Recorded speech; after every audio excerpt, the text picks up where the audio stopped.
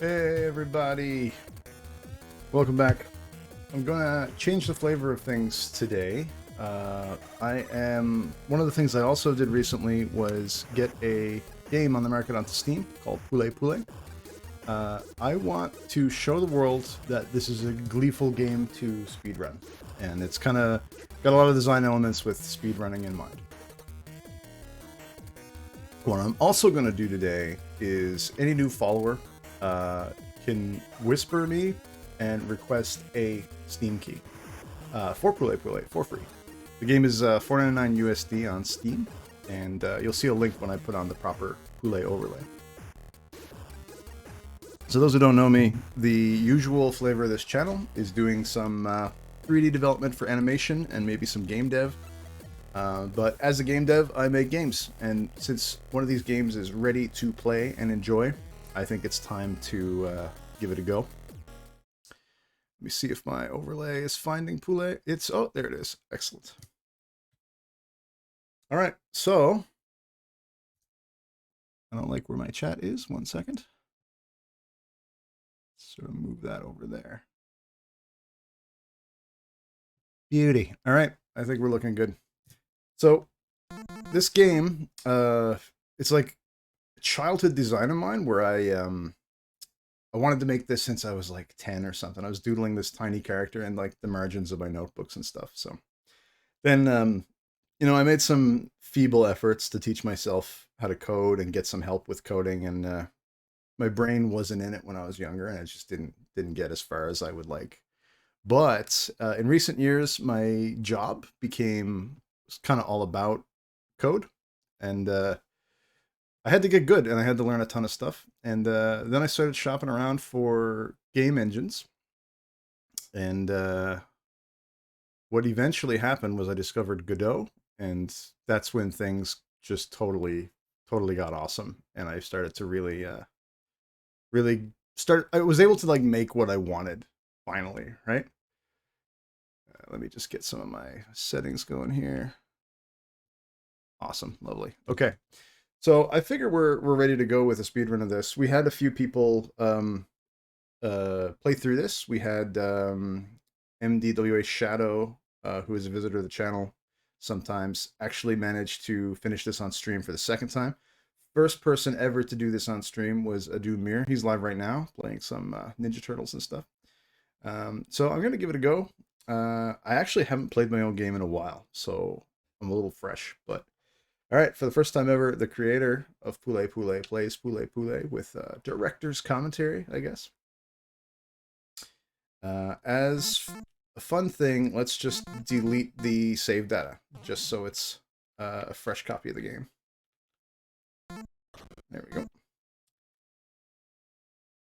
All right, hit it. Poulet. So I actually sort of got back into coding because of the Pico 8. The Pico 8's a fantasy console that where you sort of work in Lua. I didn't realize, I was just sort of taking it for a spin to see if I could handle Lua at all. Oh, it looks like we have a follower. Pavel, how's it going? Welcome.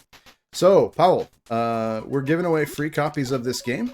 Please whisper me on Twitch, and I will tell you how to contact me and give a little sort of bot-proofing password so that I could give you your Steam key for this game, Super Poulet Poulet, or regular Poulet Poulet. Now here's a region most people who have played this game don't know about. These are the Wonder Zones, and exactly how to get into them is... I haven't explained that to anybody, but they're an important element of speedrunning. So I want them to be a secret for a little longer, so I'm not explaining them yet. The one in World 1.1 is extremely easy to get, though. In this world, however, it's a little harder to get, but I'll try to do it. To incorporate the stuff you have to do with speedruns is something I haven't perfected yet.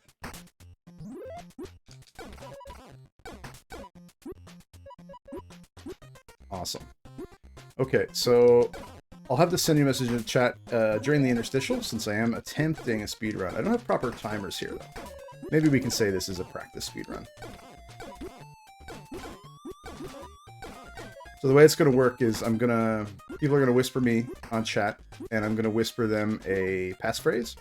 And then that passphrase, they will have to come to my Twitter and message me. Actually, no, maybe not my Twitter, because I have that set up so that not everybody can DM me. So I'll probably send the Steam key directly through chat, if that's possible. And everyone will get theirs sent after the stream is done. You have no requirements to hang out, though. Hey, Token Rove, welcome.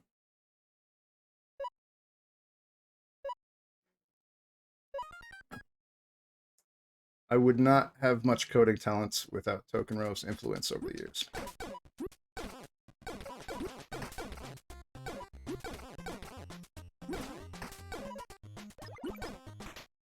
Now, the Windows version, I'm troubled by the crashes that sometimes happen. I'm still sort of looking into that. I'm not sure it's something that's in the Godot engine. It doesn't happen to me as often as it does to other people, but I have seen it happen to people before. It's happened to me before.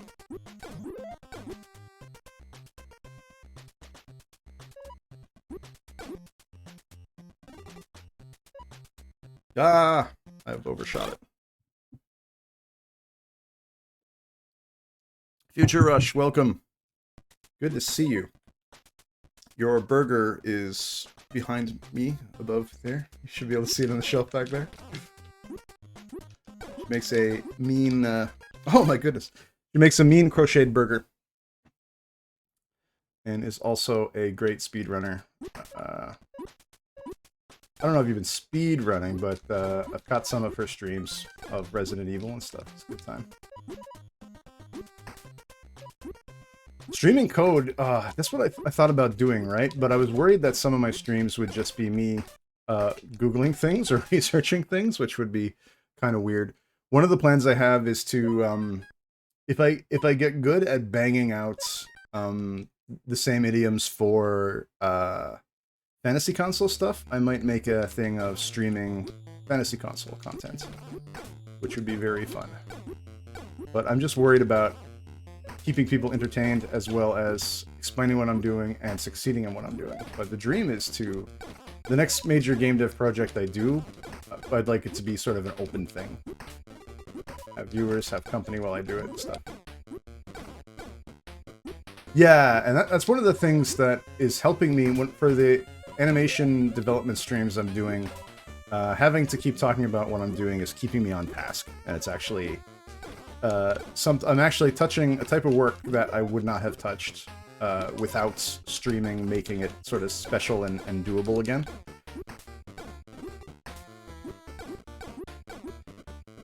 And no one has seen any new techniques yet, because I'm out of practice on this. In the late stages of development, I was relying solely on like how other people were playing it, so that I wouldn't really screw things up and make just a ridiculous game. There are things you can do in this that are very hard to pull off and very specific, and I just can't make it so that those things are taught to players. They're kind of like cool secrets, and I just didn't want the game to be fully reliant on those sort of secret techniques. There we go.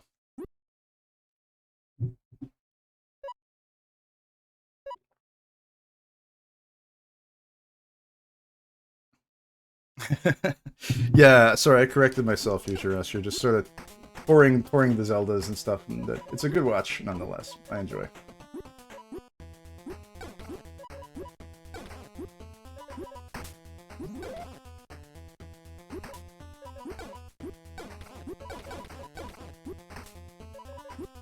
Now, I think there's no Wonder Zone in this stage, but I will try to get my Wonder Zone queue... Ah! Screw it up.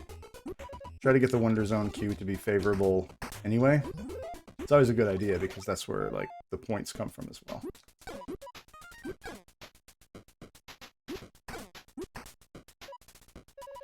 Yeah, it's designed that way. There are some regions that, yeah, there was actually, I was wrong. There's a Wonder Zone right there, but we're not getting in there today because I didn't do it right.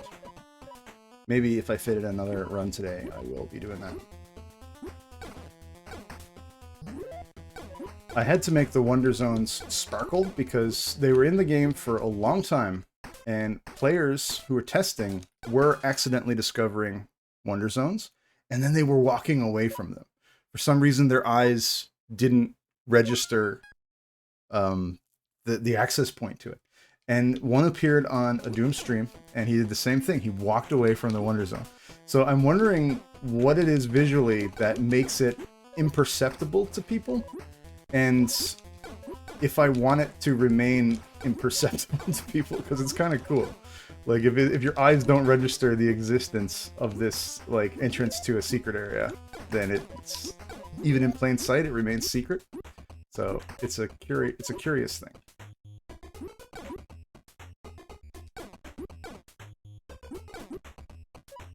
Ah! Some of the best feedback I got was, I can't remember if it was Blaze or Tokenrove. No, it was Tokenrove's idea to put the off-screen indicator for people who are flying above the stage and need to know where they are. Because it is possible to get a significant amount of verticality in this.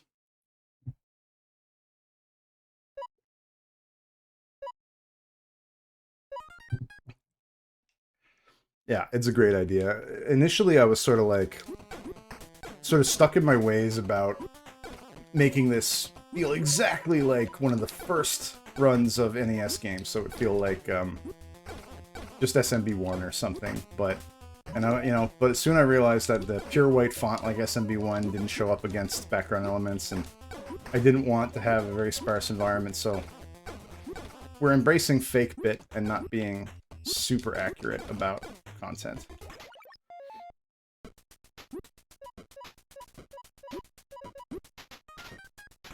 I don't think there are Wonder Zones here. I regret that checkpoint being before the secret area, which is not great.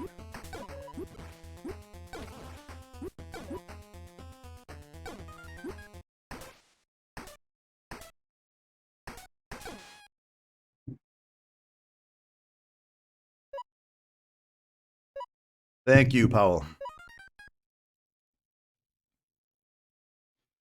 You share the same name as our lead tester.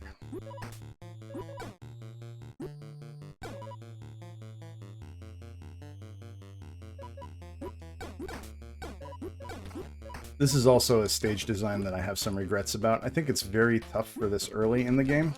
I almost designed most of these in order, and as such, one thing that happened is I wasn't able to sort of make a good difficulty gradient because I didn't have a sense of the length of my own game. And that's a weird problem to solve because the game is only going to be as long as it is while you're making it. So the principles of like how the difficulty gradient should go, a lot of tough design calls come from that. And I find that if I make it easy, I make it boring, right? Like you can waste a game engine by having no content that makes that game engine fun. We call this the Metal Gear Solid principle, which I think is a fantastic, yeah. Oh yeah, for other people to graph it for me, that'd be amazing.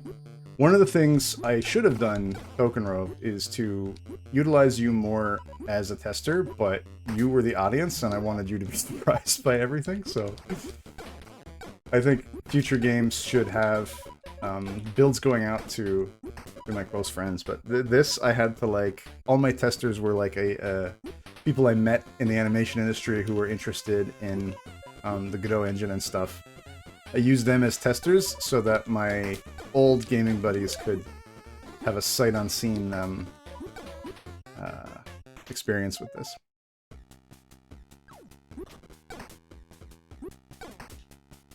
Ah.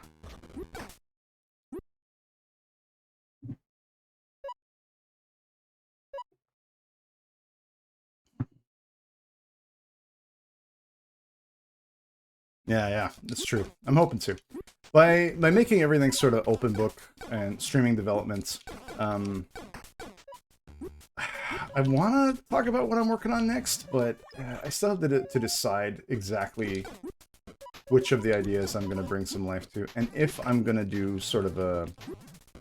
I might do a small sort of intermission project where the game is a lower stakes kind of game, like something more like a simplistic arcade game, and not like a console-esque thing like I've done here.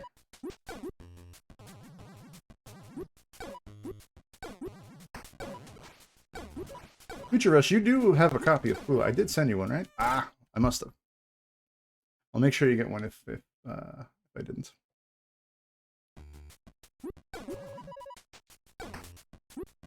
Awesome. It was fun watching... oh goodness. There is something I don't like here. At the last minute, I had to change how the button debouncing worked to prevent exploits regarding the ending. There was an exploit discovered where you have infinite time to pop the balloons by exploiting jump debuffering. When you were popping the pink balloons, like you could get past the barber pole, and if you mess with the jump debuffer perfectly, you could just undo your mistakes. So I made some changes to that, and it had an unfortunate effect on how trampoline blocks felt. So I'm annoyed by how they feel. It's really torturous to watch another player expect them to behave better than they do. In fact, watching other people play in general is it's torture, because I have regrets about how a lot of the settings turned out. There we go. And some of the areas feel not super fair, and some of the jumps seem ridiculous, so I think a much broader base of testers is something I need next time I have a game.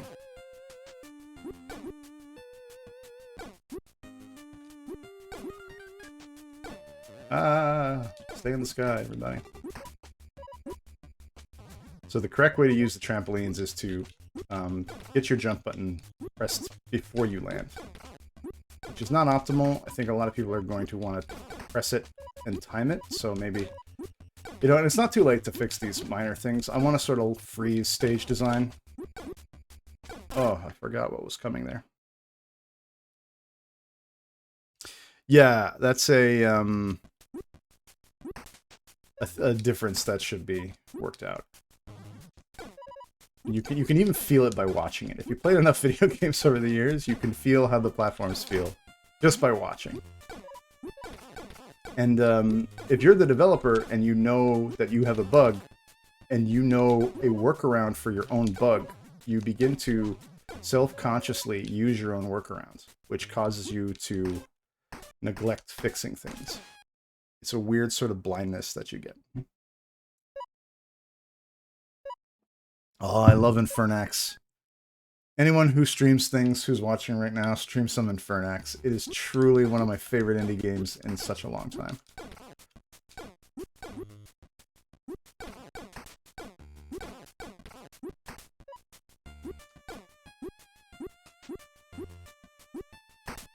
Yeah, it's so good. So special, too.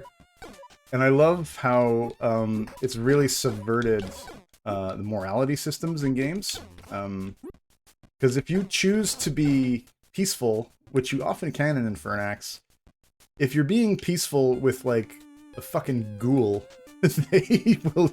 they will exploit your kindness and eat people. So don't be nice to ghouls. And I just love that about it. I find it very funny.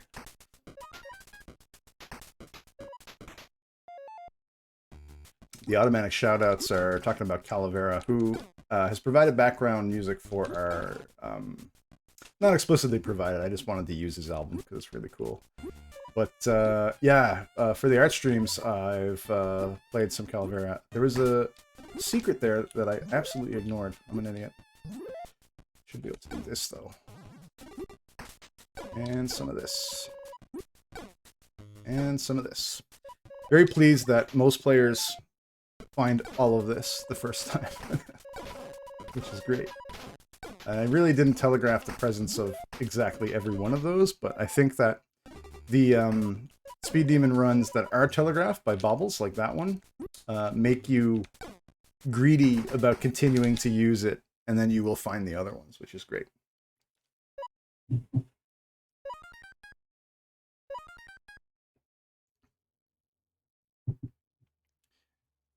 You know, I kind of like Skyward Sword, Future Rush. I think it's one of the most hated Zeldas, but, like, it feels very cramped and stuff. It doesn't feel like a large and explorable world, but I do feel that lore-wise and imagery-wise, it's, like, one of the wildest Zeldas. And I usually don't say positive things about lore or narrative, because they're not my favorite things in games, but I kind of like that Zelda. Also, some pretty funky puzzles. So I will try to catch some of that action.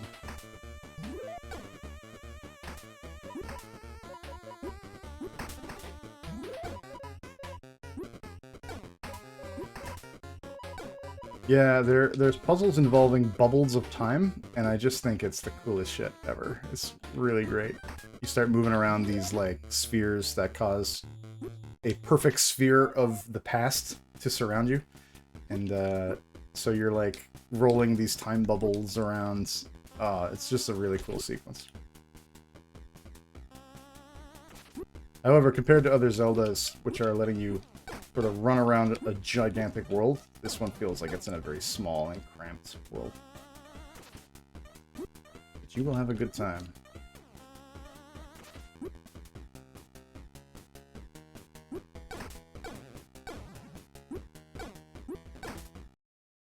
That's another exploit that is hard to do. It's sort of a weird glitch of the Godot physics engine. He's trying to just move to waypoints with linear interpolation, just his left waypoint, his right waypoint. You can give him downward velocity by sort of smacking into him in just the right way, and it brings him down.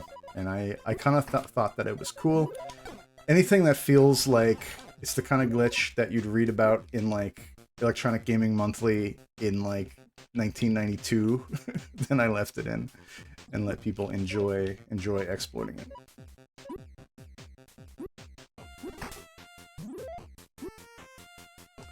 This is widely thought to be the best song in the game by many people, but nah. The best song... Other people say it's the Ice song. I'm more inclined to agree there. I'm very proud of how the Ice song turned out. My personal favorite, I think, is the Underground area. The Underground area, I should have talked about this while we were actually there, but it is meant to celebrate the EGA DOS palette of, like, cyan, magenta, and, like, white. Those just three colors. So it's like the EGA caves. And I wanted to give it a name that had the initials E, G, and A, and see who understood that about it. Nobody did. So yeah, the crystals are one of the... sorry, CGA palettes. CGA. The crystals are referencing the cyan, magenta, white palette, and the mushrooms are representing the red, green, yellow palette.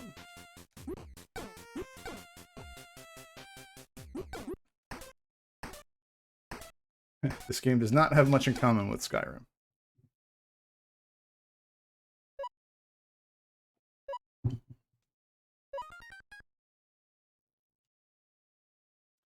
So the more lives you have, the higher your score is. And ever since I played Ikaruga, which is a game we had to... the game I was in a sort of international tournament with, the GameCube version, you could upload your scores to a...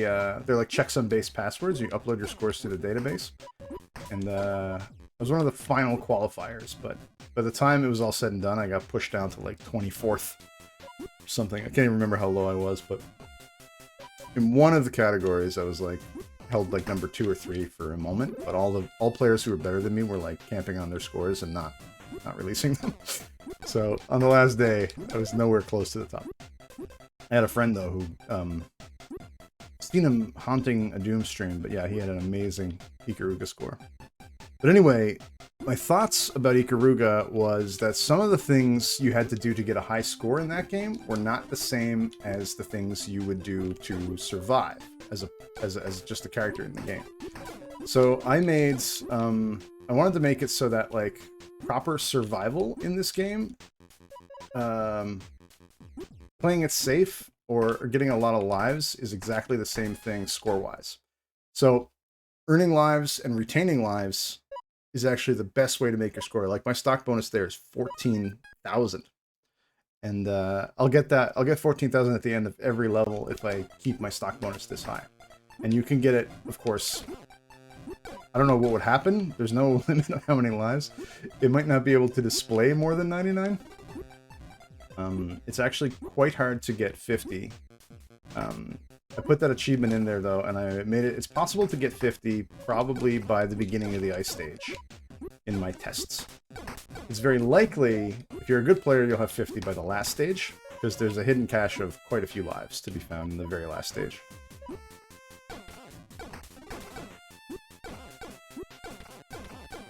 I actually really wanted this to be a speedrun, but it is not turning out to be. It's not turning out to be a speedrun. I've forgotten how to play, so maybe I need to have like a weekly schedule. It'd be interesting to put some speedrun features in as well.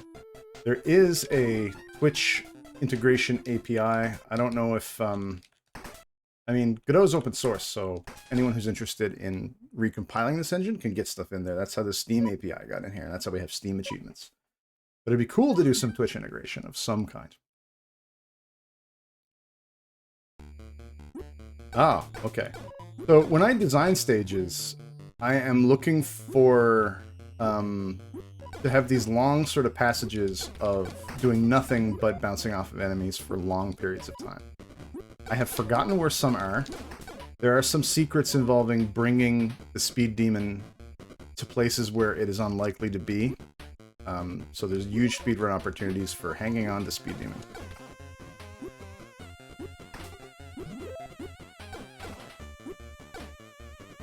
This, I hate this level design as well. It really tempts you to use your speed demon to do things, but immediately punishes you for doing so.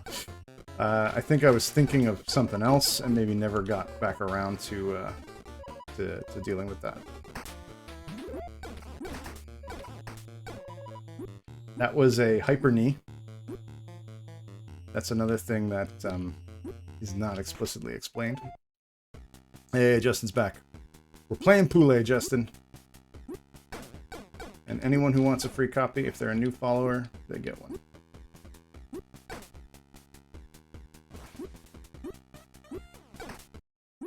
Hey. Yeah, the way I'm playing now is what I consider to be like late game, like a skilled player. Like I'm doing a lot of braking, air braking and stuff. I'm doing the occasional knee maneuver. Hyper knee. Hyper need this guy too. No, I did not succeed. So once I beat it, I will reveal the mechanics of Hyper Knees and Wonder Zones, the Poulet secrets.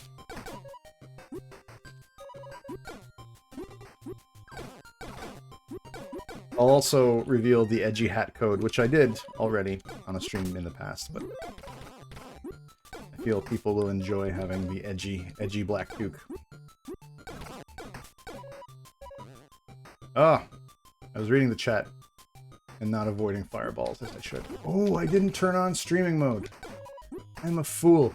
I added streaming mode to this game expressly so that there would be no problem streaming. But I think I'm streaming at 60 FPS, so I don't know if it matters.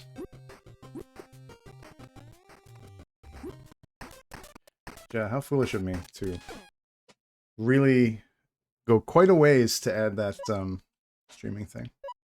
Dumb maneuver.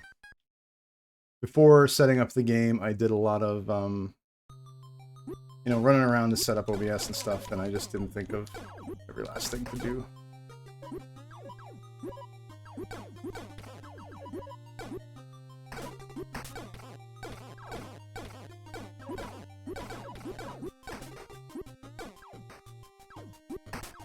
Oh, dumb.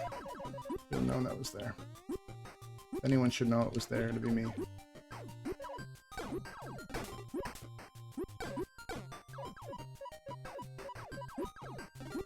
I do want people to see me do stage 7, because that's the one where the puzzliest jumps come from. And I think some of those were...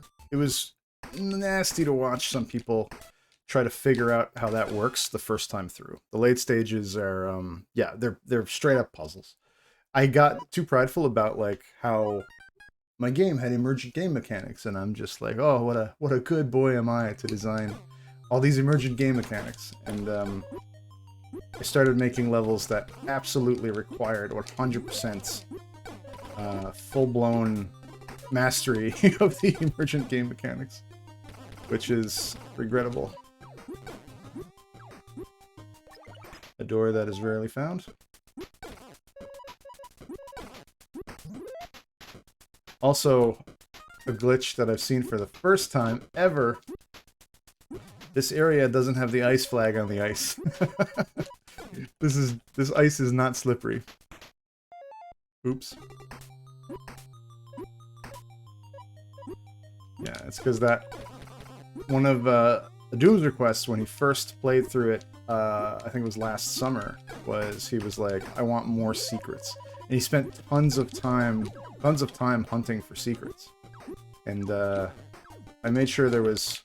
Oh, shit, that was my first screwed up balloons. Yes, they're glass tiles with, like, misty dew on them, we'll say. So when they're indoors, they're bone dry. So this was the stage that made me realize that I needed a custom sound handler instead of just using the recommended sound system in Godot, because the node-based nature of Godot would tell you that everything that makes a sound should have its own audio source attached to the node itself. That means that all of these could break, and they would all play their sound as they broke, resulting in an absolute cacophony. There'd be lots of flipping, because the wave file would just sort of double amplitude, because it'll play on top of each other. So the sound handler came into it, and that actually made things a great deal more messy, because just the nature of the way sounds cut each other off on the NES, like, you might not realize how much that is involved in making it feel retro. The way that these sounds just sort of cut into each other. This is an unlikely place to have speed demons, so a lot of the things that should be happening are not happening.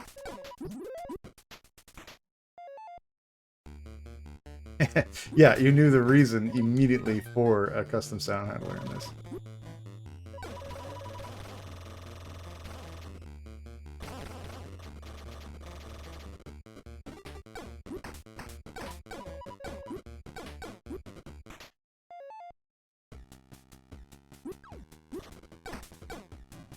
Oh.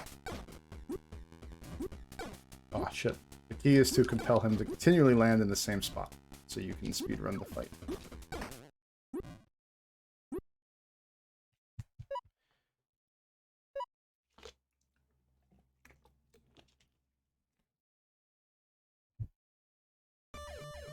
I was considering going even further and faking the individual music channels, but nah, it was too far. It's too much bullshit.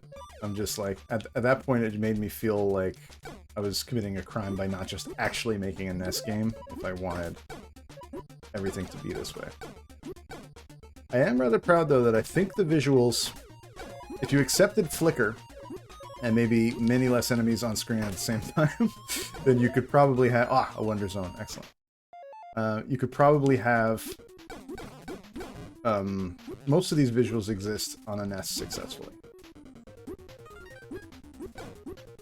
It's the third Wonder Zone of the stream.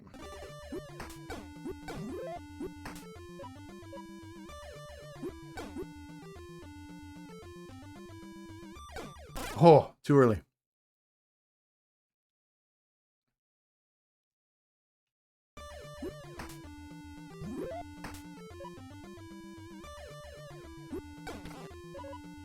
There we go. That's how that's supposed to happen.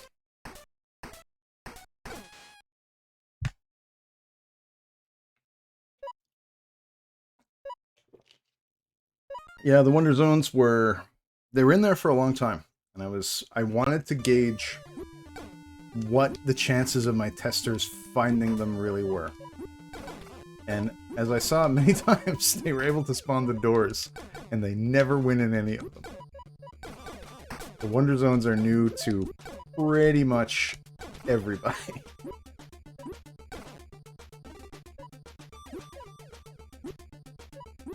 Basically being revealed for the first time now.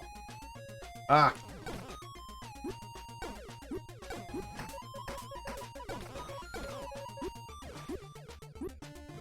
So when I wrote this song, I was conjuring up a memory of all my friends playing the playing in a tournament, speedrunning tournament, where we took up a bunch of TVs side by side in parallel and get as many copies of the same NES game as we could. We'd have like 7 CRTs in a room, and we'd all play... we'd all speedrun something side by side, and we did this with Blaster Master one time. And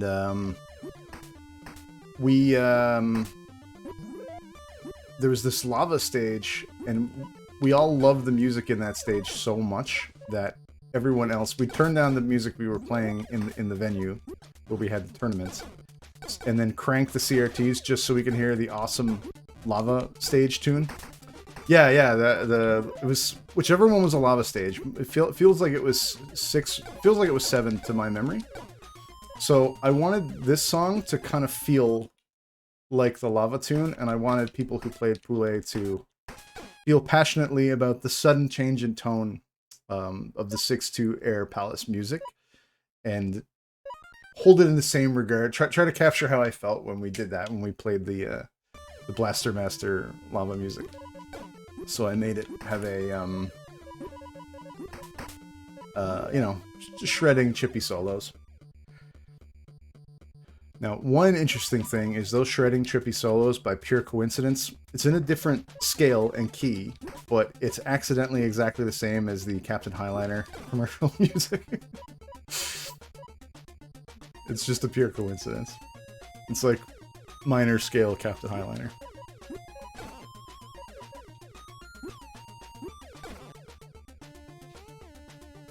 Yeah. Most of the music came out how I wanted. When I was close to release, there was some writer's block with some of the songs. Credits music is... I thought, like, I'm just going to remix the Candy Zone music.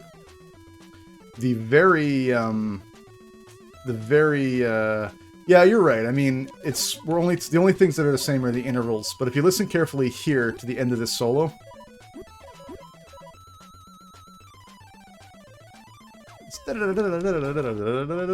which is the, you know, the way the old Captain Highliner... Same intervals, right? But, yeah. Only if you're musical and weird do you relate it to Captain Highliner?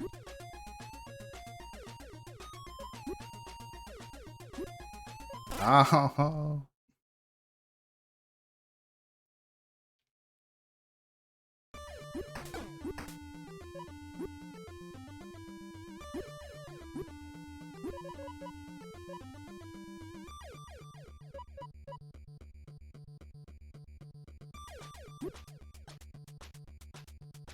this is another perhaps too nasty portion of the game.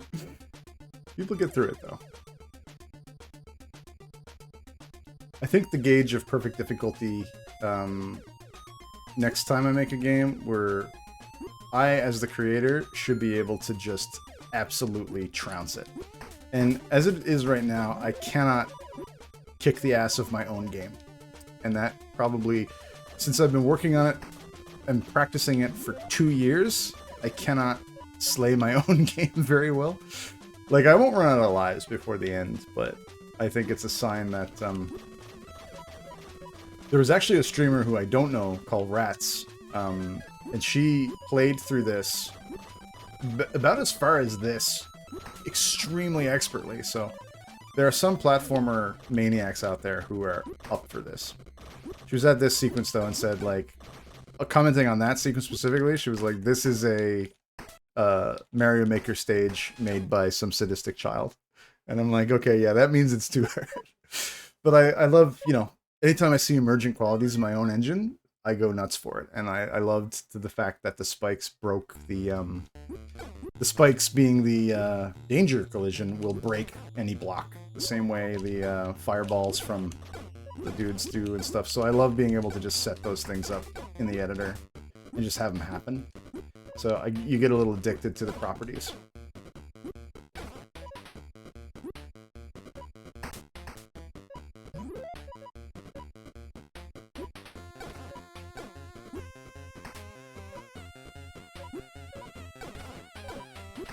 So those Keith, the blue bats, I love how this stage fucks with them because the upper momentum makes them go up more than they go down, but they are not just going up and down for an amount of time, they're actually trying to reach a goal point. So they won't leave the region that they're hanging out in, even though the wind is trying to make them leave it. So you get the sense that they're struggling to maintain the pattern that they do, and I think it looks weirdly alive. It looks like they're a player trying to act like the monster in the game.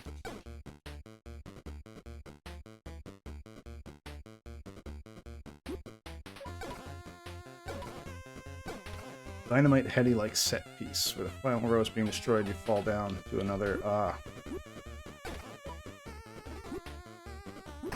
Oh yeah. I think I put people through enough stress with this game though. Now this boss fight, for some reason it sort of grinds my patience a little bit. When doing playthroughs to make sure the game worked, this is where I like died the most. There we go. And we got my favorite sound glitch as well. Hooray. I left that in on purpose too, because it reminded me of something from my NES game playing past.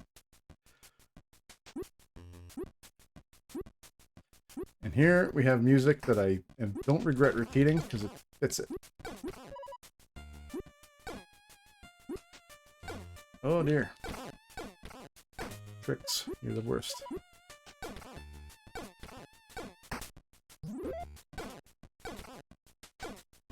I find an inherent comedy in bees and people being upset about bees.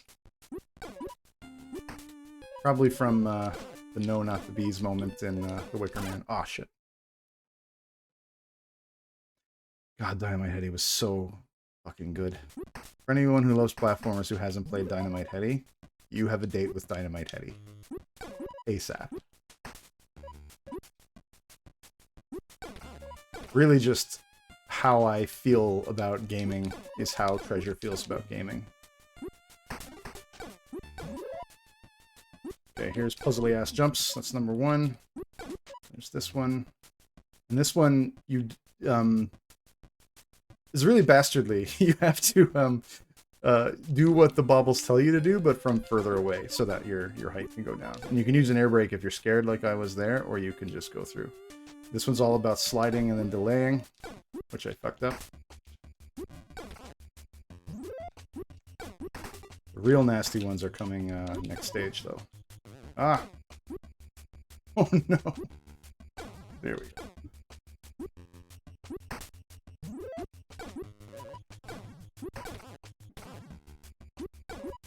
There you go. That's a tough one there. That one's just about timing. And the next stage, things actually get to be puzzles. Another glitch here, the scrolling after level win glitch. I don't know what causes it, but again, it came when I was getting rid of the jump buffer exploit. It doesn't look stupid, so that close to release, I left it in.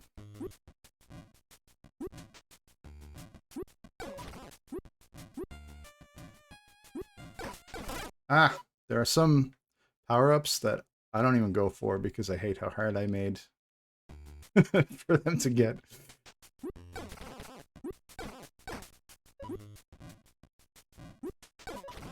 I don't think there's a Wonder Zone available here.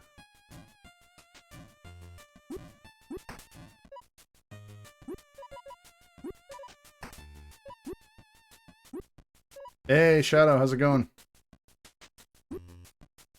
Shadow is the second person on stream to beat this game. I'm very regretful that you were bedeviled by crashes as you did it. This whole development experience of this is sort of bedeviled by a "it works on my machine" kind of problem here. Oh, there we go. Which caused me to not see a lot of crashes that happened. I had a good squadron of playtesters, but I needed more.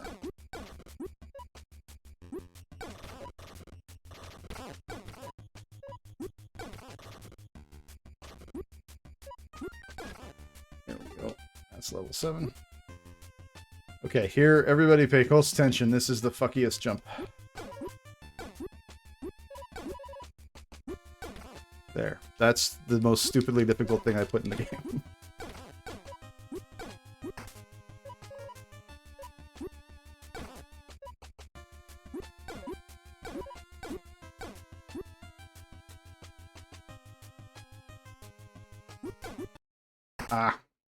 Without a, I almost called it a feather, because we all know what inspired it, but without sunglasses, getting those last balloons is actually pretty tough.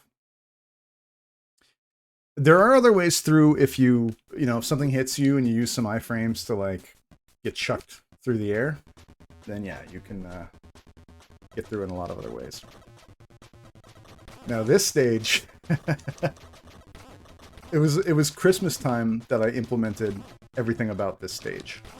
And I didn't show anybody anything till basically release. And I was just like vibrating with giddiness that I put the gratuitous shmup stage in here for people to find.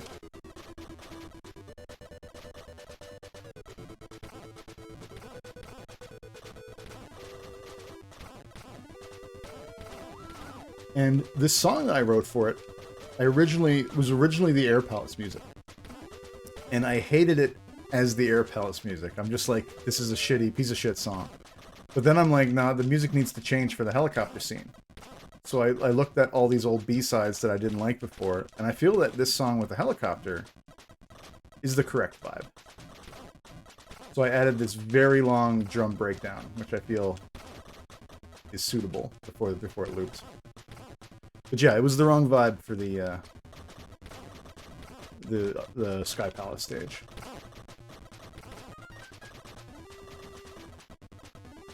No Wonder Zones in a helicopter stage, of course.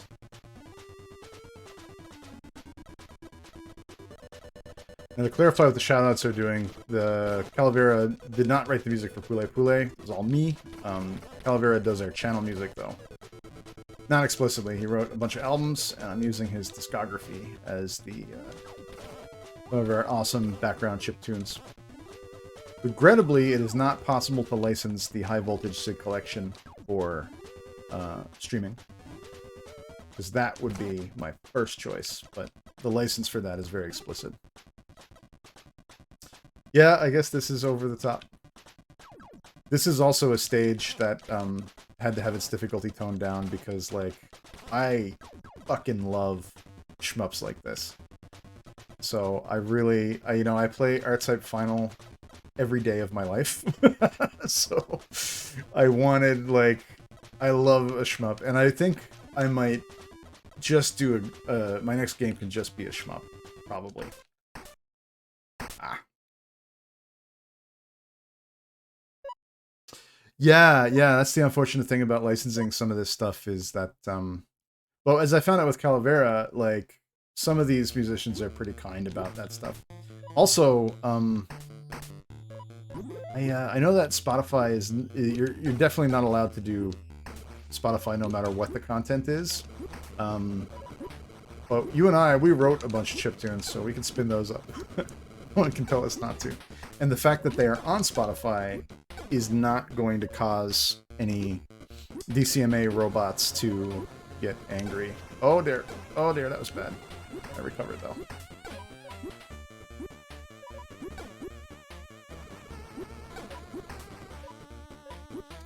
I put things in this stage that were so difficult that I don't know how I ever beat it before, so it had to also be toned down.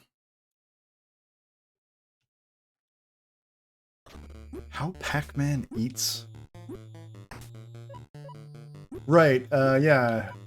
Justin of No Fame was explaining this to me, that it's the VOD that is really up for the copyright fiascos, and not so much the actual stream. So you could separate, have the VOD be background musicless if you want to have it.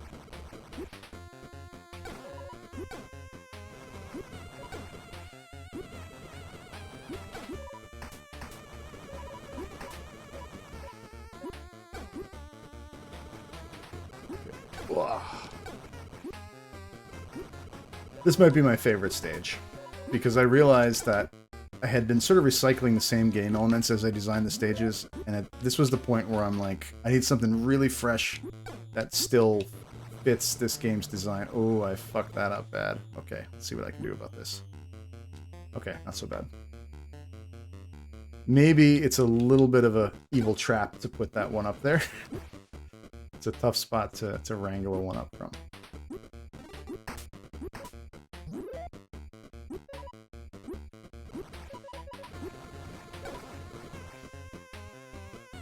Thought it was good. I'm not much of a shmup player, but it only took me 2 or 3 tries. Yeah, what I regretted most about it is the fact that it, I would have loved for a way for a player to take more hits there, but there would be too many contrivances and rule changes at once. If there was a way for the helicopter to take a second hit, that'd be like brand new game rules for just a single level. So I decided to keep it simple. And what I should have done was made it not as difficult as it was. Oh.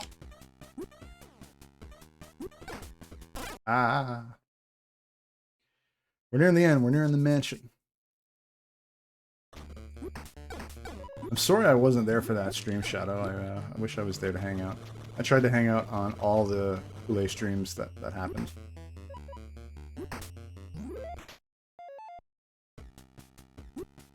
I was probably in bed. Shadow was a very PM streamer. Goodness. There we go. It looks like with my frame rate, at least on my own feed of my own Twitch, the blinking looks okay. Still should have turned on streaming.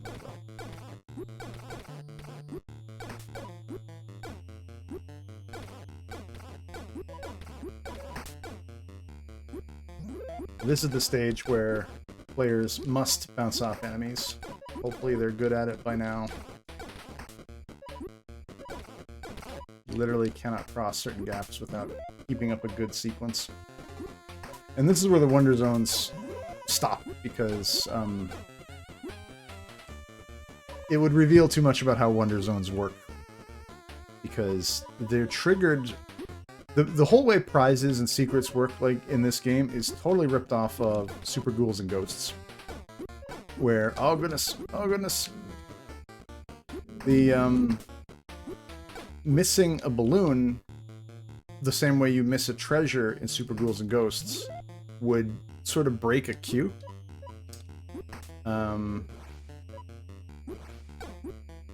Yeah, I don't know if I need to stream. Yeah, and if I should try and change my streams, because when I'm working in Maya, there's not much call to have 60 FPS. But yeah, the way the queue works is every time you pop a green balloon, the prize queue advances.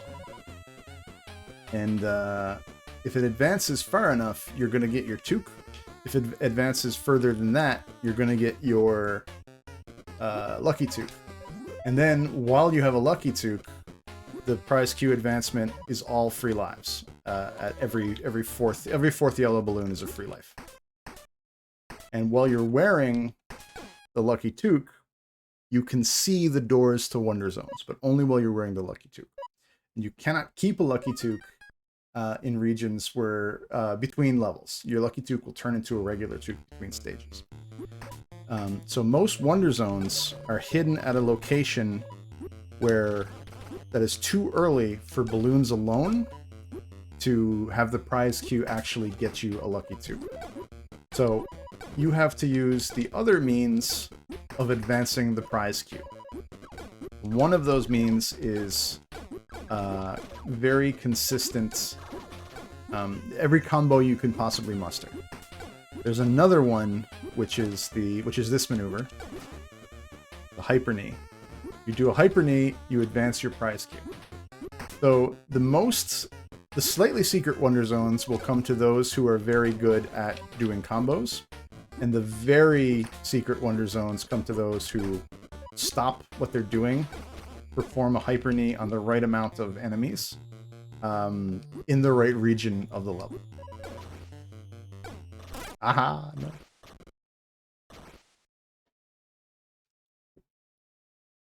Headjet in Spelunky. Can't remember what Headjet is. One of the... I haven't played enough Spelunky 2, by the way. It came out, and I just didn't sort of get hooked on it. But Spelunky is fucking amazing.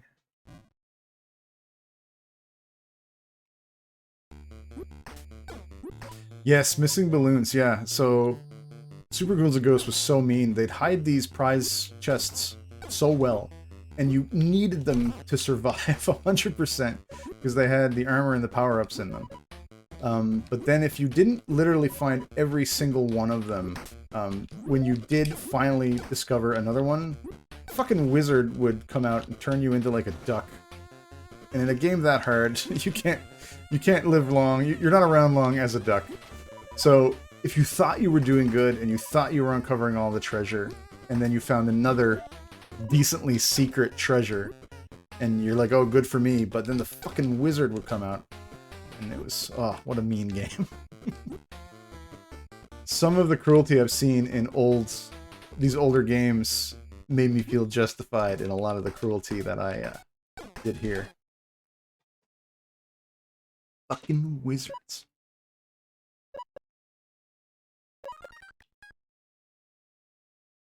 We're nearing the end.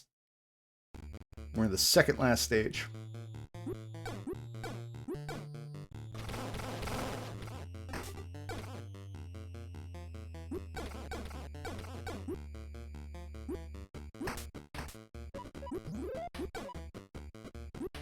Some of these final stage designs, I don't know about them.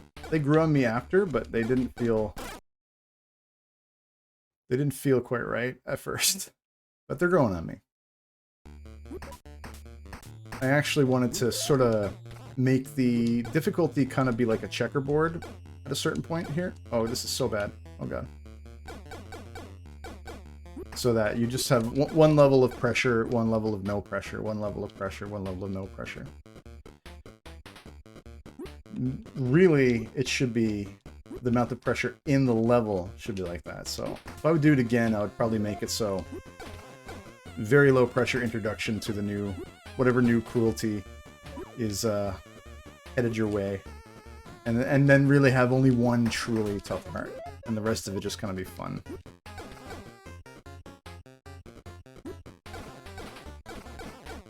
Ooh.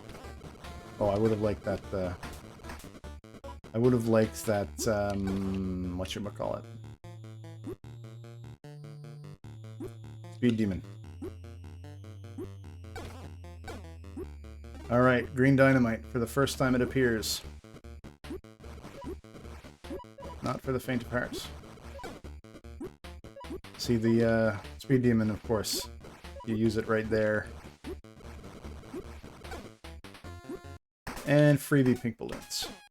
For being a good sport. Yeah, and of course, the great trick that I pull in the very last level is about atmosphere, for sure. Also, repeating this song for the whole world is duping the player as well. So, hoping to make you feel like you've seen all the assets at this point. And then we see new and deadly stage pieces.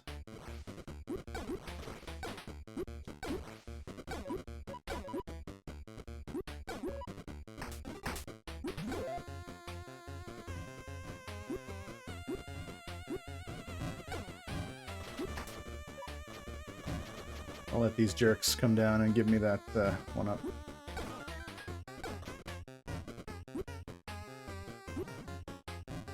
Ugh. Yeah, still annoyed by the way the trampolines feel. Particularly when you're trying to hold the button before you land on them because you have the glasses. It's something that deserves a fix. I am devoting my time to other stuff because I have to learn a lot of stuff for work that I was too busy making video games to learn, which is not responsible. Alright, so here is our great dupe. We think we see the final fight, but nope, the true last area is experienced. And I had to get this music just right, too. It needed a certain... I mean, we all know it's like love for Dr. Wily that we're seeing here. But I needed an epic tune for this, too, so I spent a lot of time trying to get the lead in this tune just right.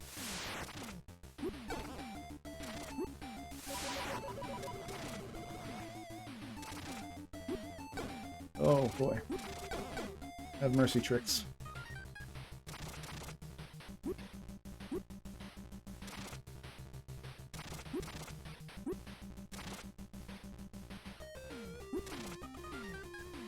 It's your first giant life cache in the final stage. Ah! Glenn! Forgot about how nasty Glenn was. Oh. A lot of the projectiles from Voltbeak will despawn above there, but they have they have like 8 pixels before they fully despawn. Something like that.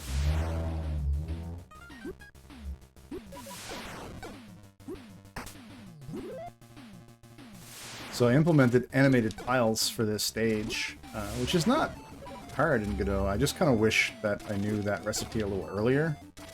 But then again, if I had animated tiles everywhere, it probably wouldn't look Ness-ish enough. But you can bet, in a sequel to Poulet, you can bet there will be lots of animated tiles. And you can't have a cute platformer without, like, flowers that are alive for no reason. Dancing.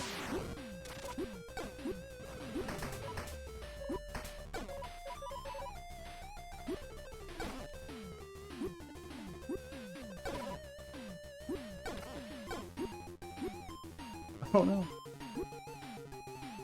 A lot of people didn't figure this sequence out, but the optimal way to do this is to just stay there and then come down this way, and you'll get away with a flyboy.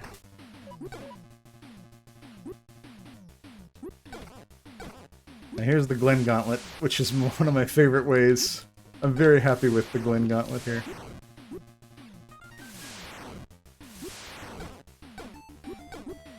It really is a great final challenge. And of course up here, tons of lives. Tons of power-ups. Everything you need to finish it off. 64 lives total.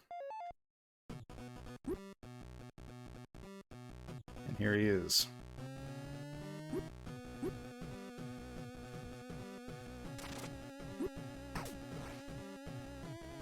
Now you can do some speedrunning tricks here to compel him to spawn more mines before you drop them, and you can end his flame sequence a bit early.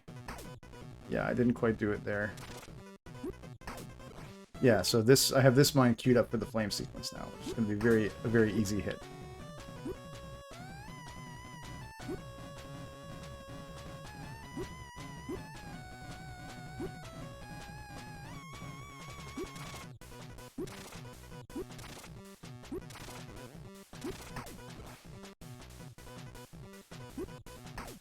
Yes. Exactly how, yeah. So I do, there's a bit of Mega Manism in this game too, in that iframes, after screwing up, your iframes are, you know, you can go a long way on covering things through the iframes. Thank you guys, thank you for hanging out with me. This has been a short stream, so my time to beat the game was 1 hour and 10 minutes. Less than that, so I could work on the speedrun, try to get it down. I think I don't know if the VOD of this is submissible as a speedrun, but I could get it started to show that you could probably get this under 1 hour.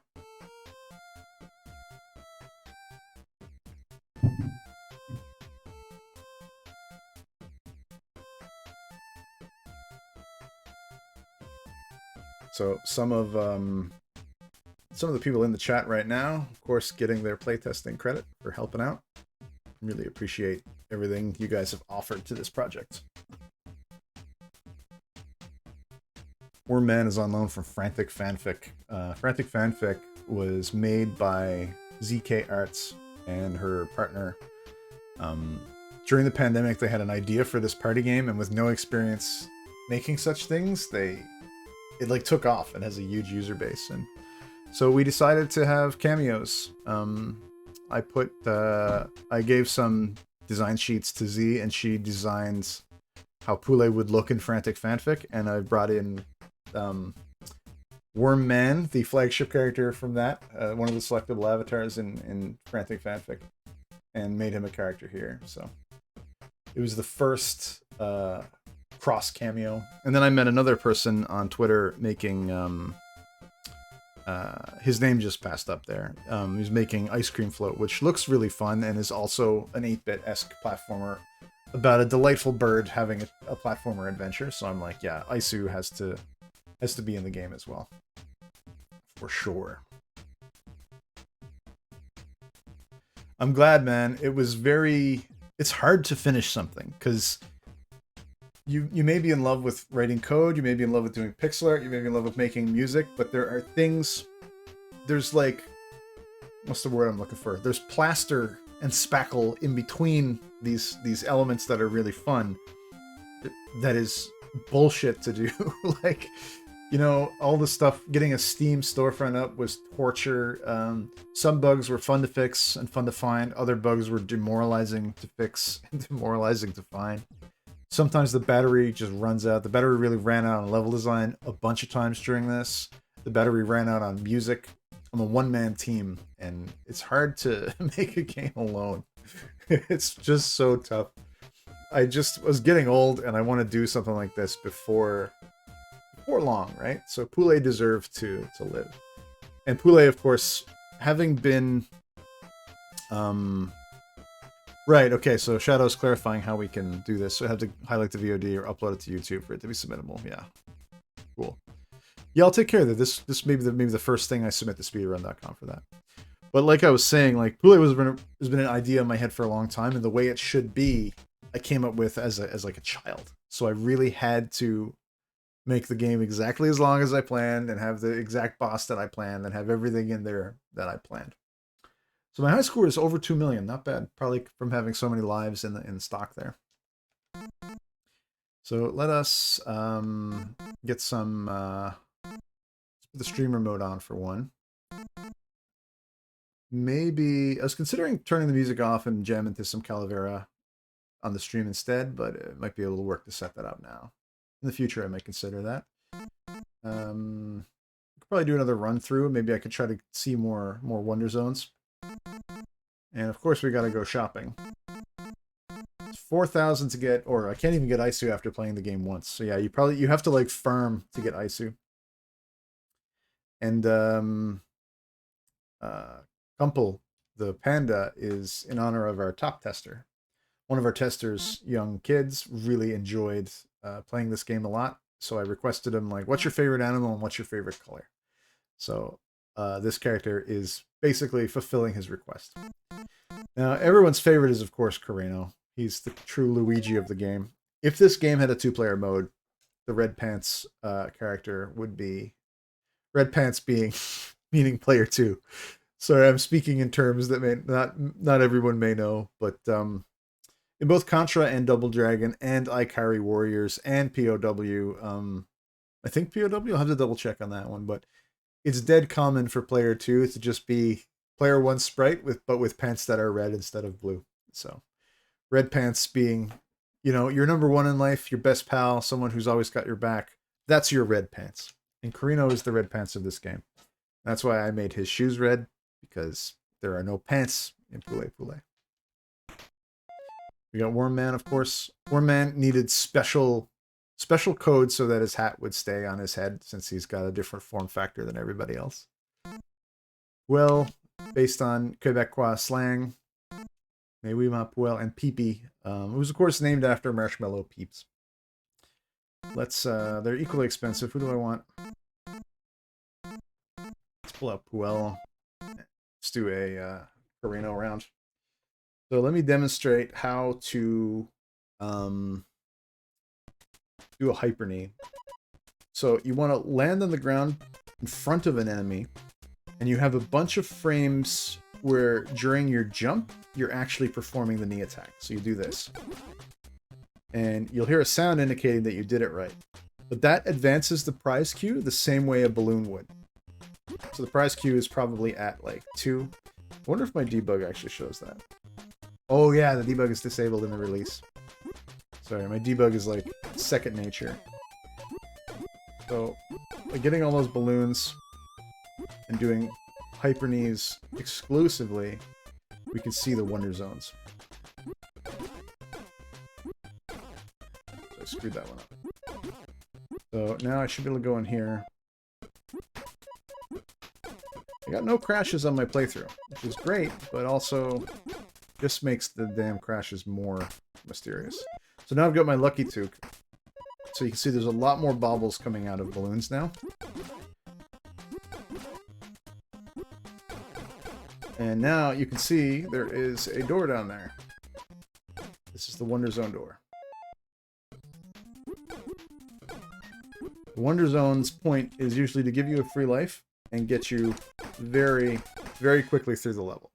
So the goal of a speedrunner would be to know exactly when they should hyper knee, know exactly when they should combo, to get the conditions met to get that toque, so that they can get a Wonder Zone and cut the stage down into like a quarter length. But not every stage has the possibility of a Wonder Zone. They're actually quite rare. And I think I've already screwed this one up. If I get a perfect combo here, yeah, if I get up here, I can probably spawn it. Nope, no.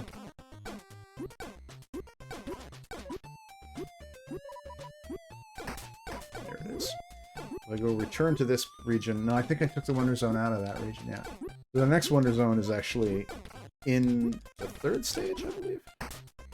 I have forgotten where they are, because I made them obnoxious to get. I wanted them to not be easily accessed by anybody.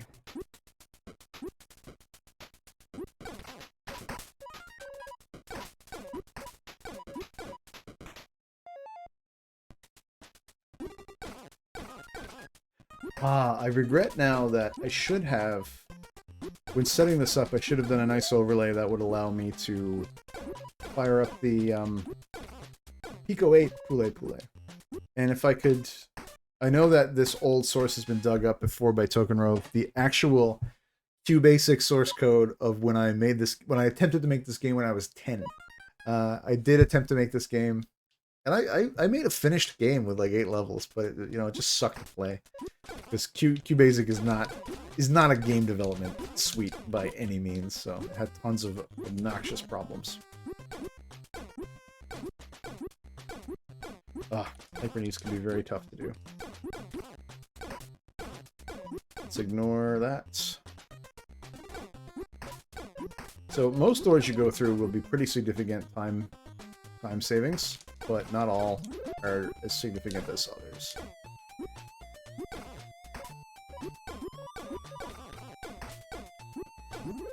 Yeah, I don't regret getting this done, but I would like it to be easier. I would kind of like the physics to be less horizontally speedy. I'd like it so that people had time to see what was coming, even if they were going really fast.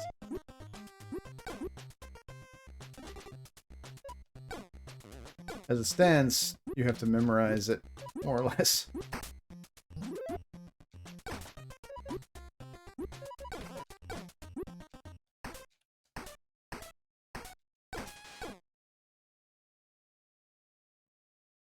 Yeah, so I was going to... There was no good way to access the ad-lib card in QBasic that I knew, so I was contracting TokenRove to write like a DOS terminate stay resident player for ad-lib music files. Because I had like just written all the music, knowing full well there was no way to put it in there. And I was like, this guy's a good coder, he'll just fix that in the most ridiculous way. And, you know, he mostly did. Given more time, it probably would have been achieved, but... It would have really brought powerful magic to myself and my brother's QBasic game production dreams. Nothing existed at the time that could make it easy for us to make things. Allegro was around. We could probably develop in C and Allegro, but we just had no one to teach us C. That, you know, we were not bright enough to sort of grok it. Being self-taught at QBasic means that you don't know what like a pointer is or what any sort of data structure that's not more complicated than just like a handful of vars. It was not worth finishing though. It's like more important things to do than get music into the very shitty QBasic Poulet. I wish I could go back in time and learn C better, because had I gotten a grip on... I mean, this could have existed way earlier, I bet, if I had... Because I had the spirit to finish things back then, I just didn't have the spirit to learn things, and there's so much I didn't know about handling, like, a real programming language that was capable of building the proprietary game engine for this to work. Alright, so this is this Wonder Zone, which doesn't have its difficulty tweaked very well. I figure if you can get to a Wonder Zone, you're a Poulet expert.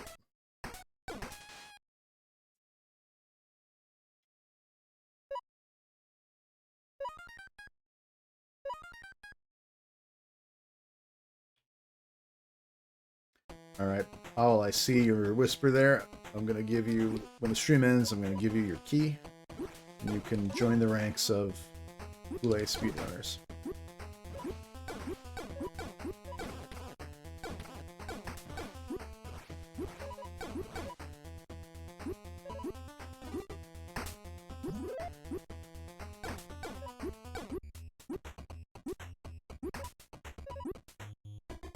Should have recorded this run locally too, but I did not do that. I'll have to pull it down from Twitch. Yeah, no crashes. It's been running a long time. The theory behind the crash is that there are physics objects that are like threaded to be evaluated, but then the scene changes and they don't exist anymore, but the threads to... This is what the Godot experts that I've been speaking to about it are theorizing, but I am eliminating everything from the scene, even though I shouldn't have to. They should be queued up to be garbage collected when the scene changes. For some reason they're not. But what made the crash way less frequent is for me to just have doors just annihilate every object in the game. So I do that. The doors are just... They go full nuclear and everything disappears when you enter them, which doesn't look wrong. It just looks 8-bit.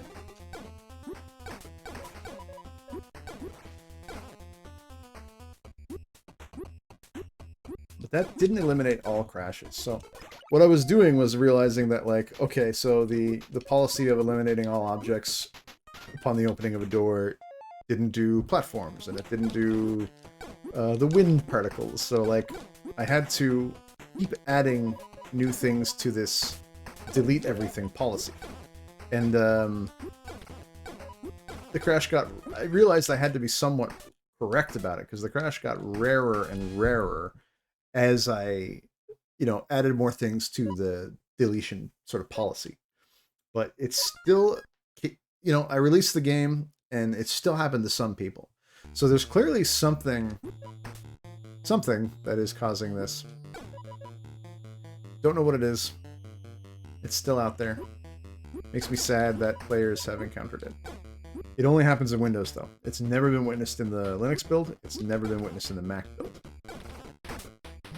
And it used to not be witnessed in Windows builds either, until I started making the builds on my new PC, leading us to the theory that there's like C++ runtimes for compiling it, that Godot leans, it might be part of it. Like, it's been rough to track down. I would love to know, but I just don't.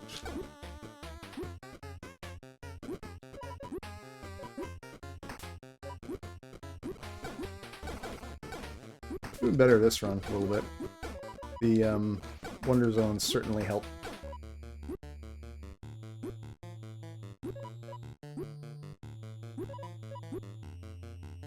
I'm playing with 8BitO SN30, which is my favorite thing to play PC games on.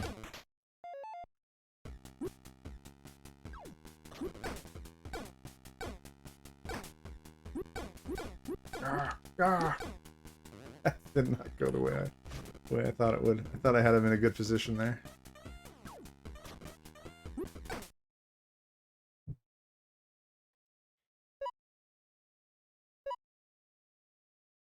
Oh, yeah. If you want to play this on Ubuntu, I hope it runs quickly. The thing about this is, like, you know, these 2D games should run blazing fast on anything, but modern game engines, not the most efficient about this. This is one of the reasons why I chose Godot, is because it's not doing anything incredibly stupid to achieve a 2D game. Like, if this was Unity, this would be a 3D scene with a bunch of cards in a 3D environment and an orthographic camera. And people honestly do this. And then to get the pixels to look like pixels, they make it so the 3D cards snap to integer scale locations. They have to do this math about where the camera is positioned in the scene, so that a pixel on the screen lines up with a pixel that is drawn on the card's texture. And just like, I've researched so much how to make a good pixel art game in a modern game engine. And like, this is why Godot is the winner, because Godot can fucking blit a pixel to a canvas at an arbitrary resolution the way things... Oh, I missed that balloon. The way it should be, right? So yeah, an old ThinkPad, eh? Awesome. So Godot is good for this. Godot, I've in my explorations of trying out a bunch of ways to make a good 2D game with pixel art, I'm recommending Godot. Had I the time and the skill, though, I think that a proprietary engine written in SDL is probably a better still way to go. Better still would be to build a game engine that is accessible like Godot, but is actually 2D game focused. More focused on 2D than Godot, than even Godot. Monogame exists. I think Monogame is probably a really good choice for making 2D games. There you go, that's speedrunning. This is how you fucking speedrun. How do you like that? Yes.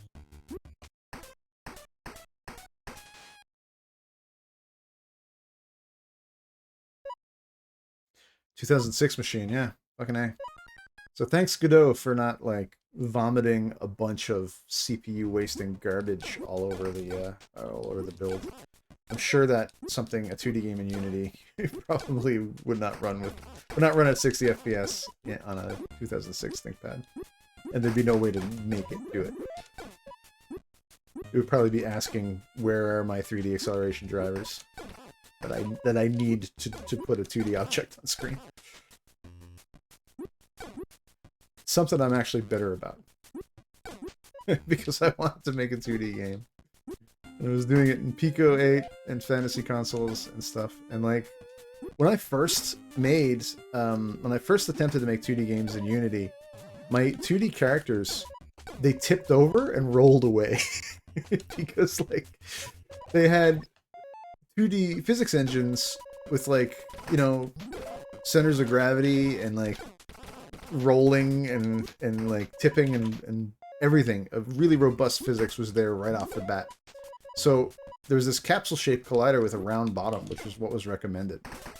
And without any scripts to actually constrain that to be held upright like a marionette on a string, the physics engine kicks in and it tips over and rolls away.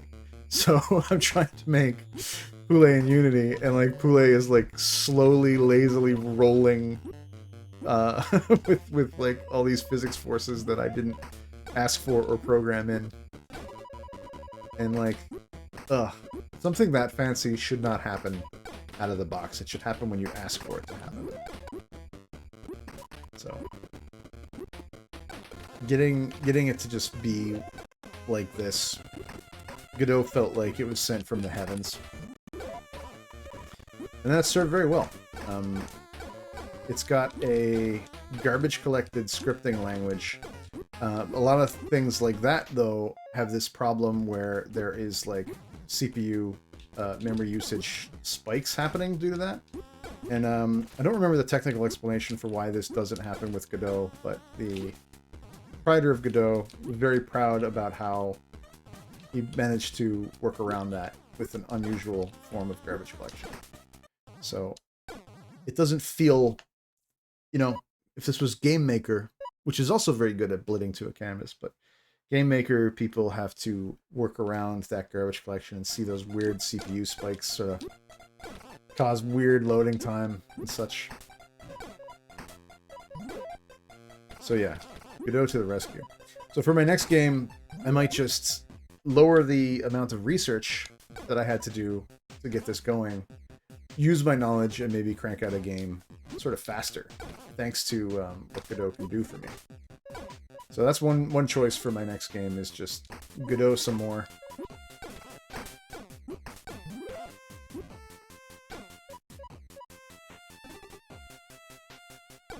Oh.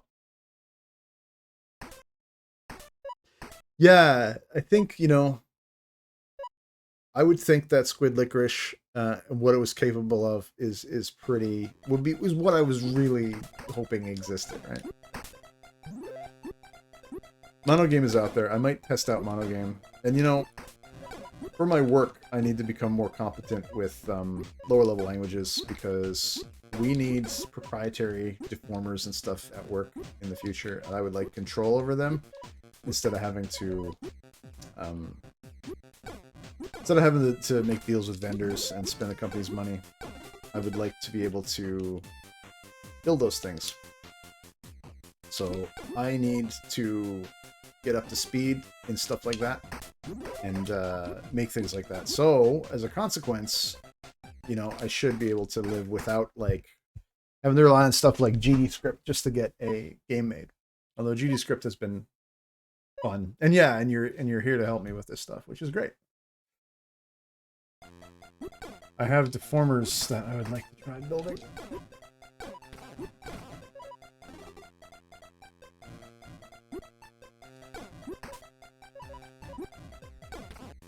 Deformers, and I want to build an Arduboy game for sure. The memory management on that, you know, I had a really good feeling Poulet builds prototype for Arduboy.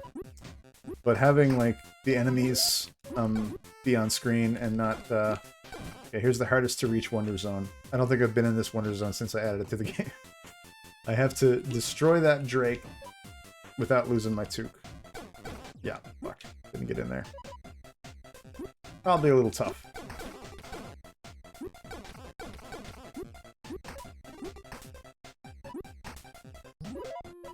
So yeah, for the next project, I don't know, maybe just get something out in Godot really fast. It might be nice to do something a little shorter. There are a couple games out recently by other devs. Anton Ball and Annalyn are both like trying their hardest to be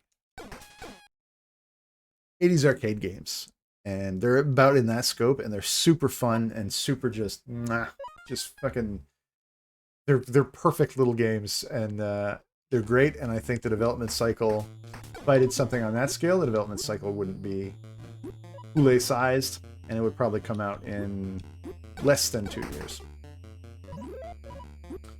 So maybe the next game dev project is just that. However, I should do something in 3D with polygonal art, because I could make the polygonal art on my channel, teach people about how to make polygonal art for games, how to texture and stuff. It's been really fun doing the No Fame animated stuff on the channel. So it was maybe making something in 3D to teach both myself and anyone who wants to come along for the journey might be a really fun thing to do. I also have to teach the basics of 3D at a college, and I've been highly specialized at work, so I'm not really doing the basics very much. So I need to sort of rev that engine too. So maybe a 3D game is what's next for me. Play a lot of R-Type Final. Like I said, literally every day of my life. There's some R-Type Final to be played. So the craving to make a 2D but 3D assets, 2D gameplay, 3D assets kind of shmup. There's a real craving there.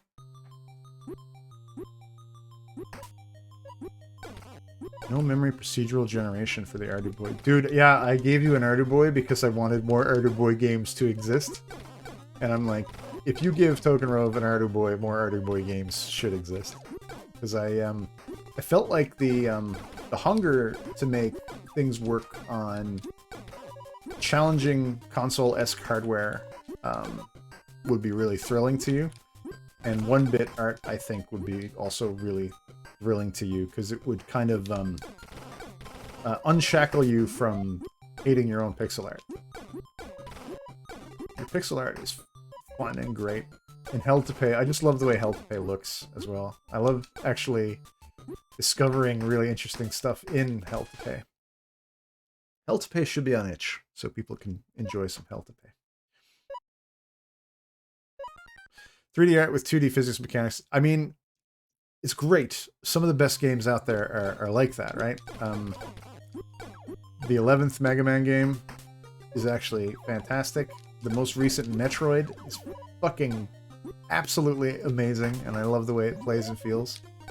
And of course, R-Type Final, and the fact that creation of a lot of extra assets in 3D is a different ordeal. Like, if you have a rig, you can apply different meshes and textures to the same rig, and the development of assets and the addition of new game components and stuff becomes a really fun thing in 3D. So, you know, I could, like, if I do an R-Type-esque game with like 99 ships in it, and I shouldn't be like writing checks that my ass can't catch right now by saying I'm going to put 99 ships in a game, but I could just like add content to it for fun on a stream, and that might be really cool. Get some practice making cool spaceships.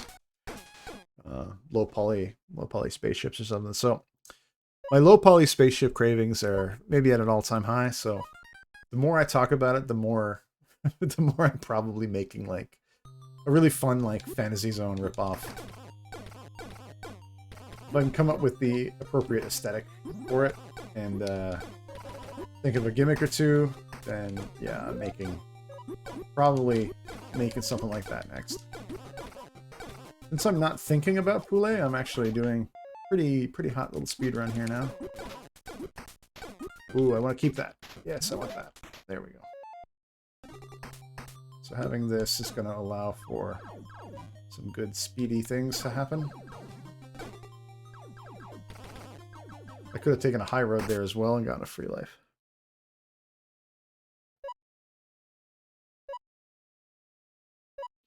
Ah, I love Mr. Heli. Of course, there is in R-Type Final a way to very gradually unlock Mr. Heli.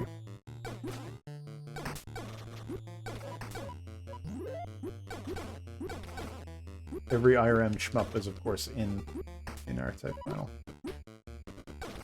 makes it the game as a religious experience for me for that reason. I wish a Doom had streamed more of it. I just love it so much.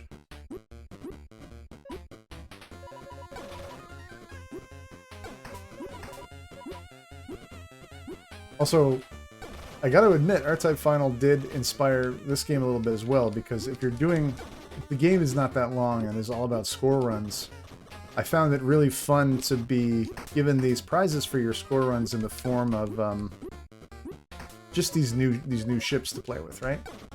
Some of them being like cosmetic changes and whatnot. In R-Type Final, they're not cosmetic. They're actually I won't say very different. They're all like slightly different from one another, but I did love it to be like, I'm working on my score run, I'm getting better, and repeating these same couple of levels over and over again. And then every now and then you get a goodie for your trouble. I think it was R-Type Final that made me put that into this game, for sure. Also, just how do you make the shmup exciting for people who aren't already shmup obsessed? It's kind of a dead genre for the mainstream because I don't think people want to repeat things over and over and over again the way you have to win in a shmup. People want to unlock new things and see new areas and stuff. So I've been thinking about, and I have some proprietary ideas on how to achieve this, but I'm not going to share them now because they're some of my coolest ideas ever, but I think I have the way to make a shmup accessible to the layman, and that's my biggest game idea right now. It's just measuring my readiness, right? Like before Poulet, I had to make Cheese Escape to prove that I was sort of ready to make Poulet, and to make my truly new shmup dating sim. Your shmup dating sim, of course, won't have human beings to date in it. You'll be dating the ships.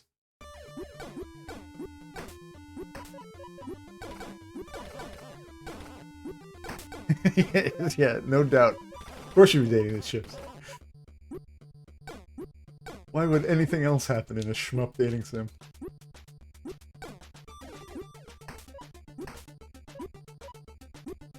You're the kind of guy who'd play as the Bido ships in R-Type. I'm just trying to unlock them to get them out of the way because I need my sexy-looking, sleek spaceships. And I have to unlock all the alien Bido ships with all the tentacles and pus. Whereas you'd probably willingly play as the pus ships. You maniac. For sure. I would love to stream that game, but I have, it's on my PlayStation in the living room, not on a PC that I could stream easily. I do not have a capture card, and I have no desire to stream from my living room. Ah, fuck.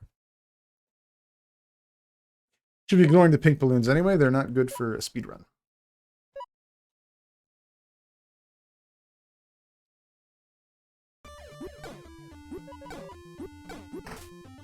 This is a superior run to the last one, actually.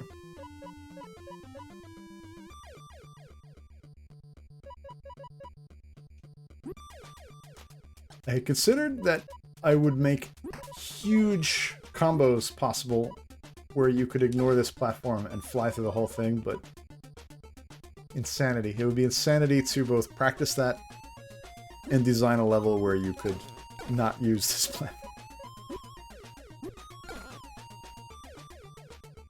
Come on, Carino. Oh, I should have put on the stylish and edgy cheat code for this playthrough.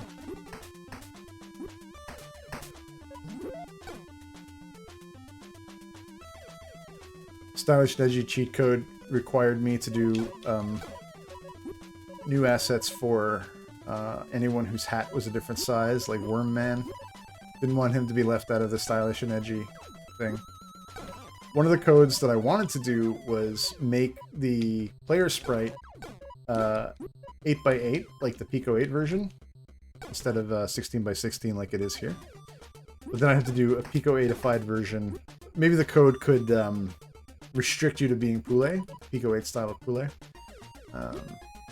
But, you know, what I would really love is if every character suddenly looked like they existed on the Pico 8 version, which would be really fun. And be like a lot of effort. A lot of effort pixel art wise.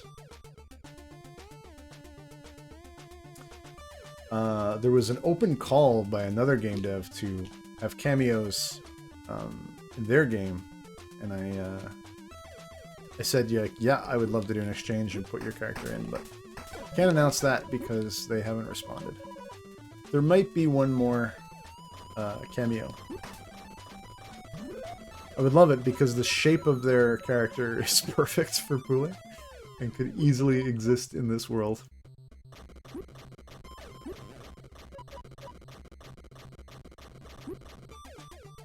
So it might happen. We'll see.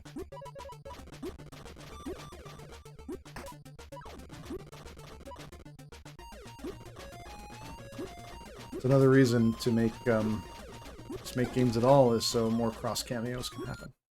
Oh, maybe Poulet Cart could be. Maybe I can make a little demo of Poulet Cart. I have looked at Doom style rotating card assets for Godot. Experiment with that a bit.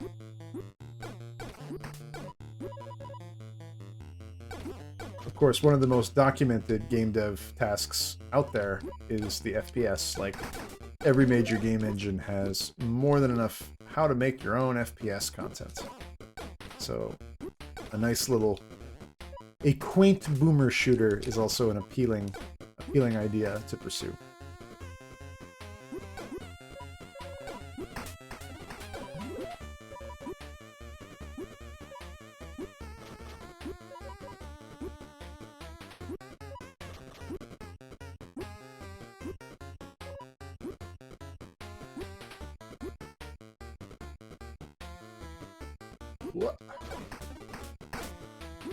Coming back to me now. This run is definitely higher speed than the first one I did on stream today.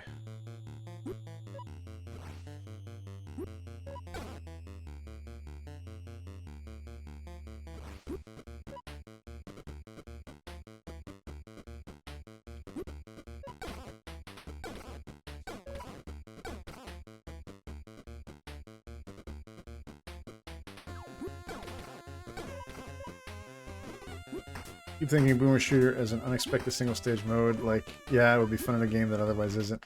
Yeah, it'd be pretty wild. That used to happen a bit in the shmup days where they...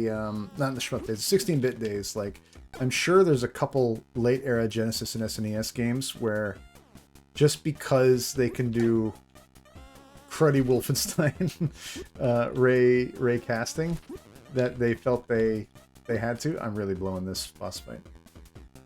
I know the Jurassic Park game had like some shitty Wolfenstein modes in there. So it has happened before. Sudden out of nowhere boomer shooter.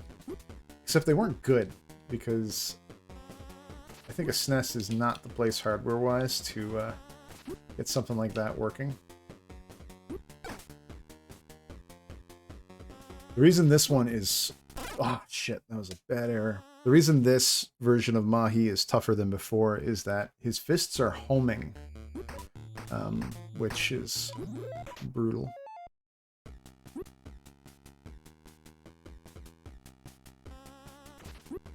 I used to love Faceball as a kid on the SNES, but that is a game that does not hold up.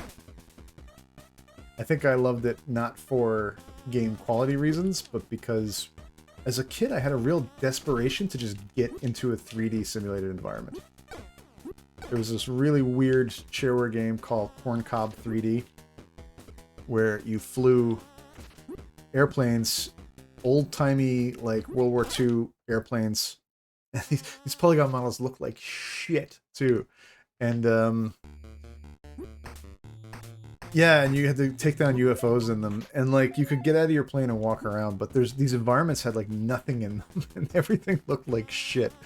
And I'm there as a kid, just like playing this for hours, being like, oh yeah, the military base here has a red cube with a dude inside it, The dude is like flat square. He's not even a sprite. He's just a bunch of primitives. And if you get close to him, he puts his thumb up, and it's just, I don't know, there's something about this stupid fucking game that I just love being in there.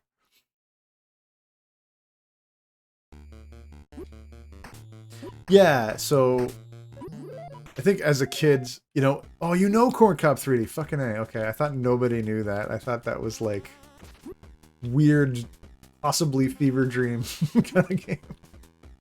But yeah, I was like, my mind was blown by the fact that I had the freedom to just walk anywhere, and the fact that you could go on foot to regions that you were supposed to go to on your plane, and all the same content would be there, and it was really the distance was like the thing that stopped you, so it felt like you were really exercising your freedom by walking to the theater of operations instead of flying in your plane, which it just felt like you were fucking with the game somehow, and just that's how I looked at things as a kid.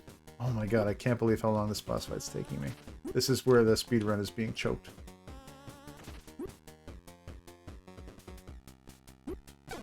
Holy crap. Yes, it is possible to hate your own game. People were close to stick figures. They were a bunch of, like, quadrilaterals. And if you got close, they would do this and stick up a finger. And it was, I guess it was supposed to be thumbs up, but it really looked like they were just, like, you know, flipping you the bird with their quadrilateral finger. I remember some badass fucking ad-lib music, and I discovered that their music player was using roll files. Because one of my favorite things to do was, as a kid, was try and open the wrong file extension to see what I could muck with. My greatest discoveries were, of course, the music in Corn Cob is just roll files, so I could open them up in my editor and stuff, which was really exciting for me. And my other discovery is, yeah, you can replace any sprite in Prince of Persia with any other sprite in Prince of Persia by just renaming the files in DOS. Making all the guards the fat sword fighting dude. You can make every guard the fat guy in Prince of Persia and have my special modded fat guys only Prince of Persia. Fond memory there.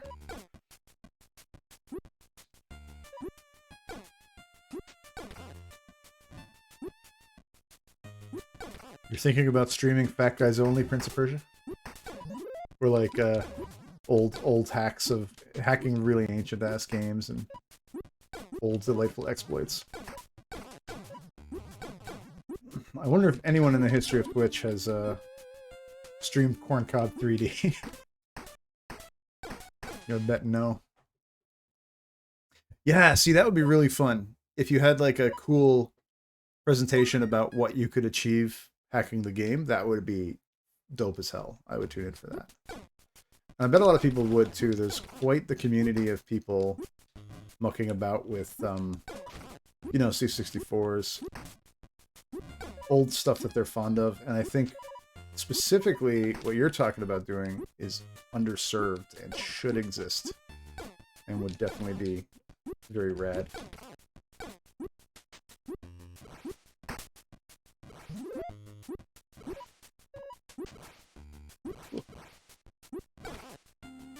Take that, Hopkin.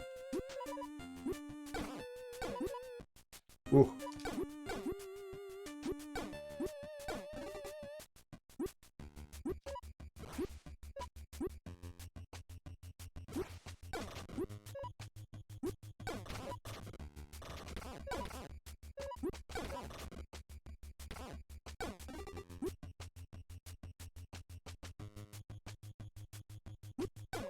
Yeah, as children, sometimes you don't know why things are happening the way they're happening. I have a lot of regrets, so I'd like to take the brain I have today and use it when I had the time I had as a child, but that's a silly fantasy, because there's a reason why we're smarter now. It's because time has passed. But if I go back to, like, hanging out in high school with you and trying to learn C, I bet I could have done so much more with C and made fun things. made my pixel art better, because I remember I made a lot of pixel art in those days, and I just made these like wretchedly saturated palettes and stuff, and I didn't do enough research on what makes pixel art good. I'd like to redo the pixel art. We got to make Hyper Balloon Struggle look better, though. I'm glad for that.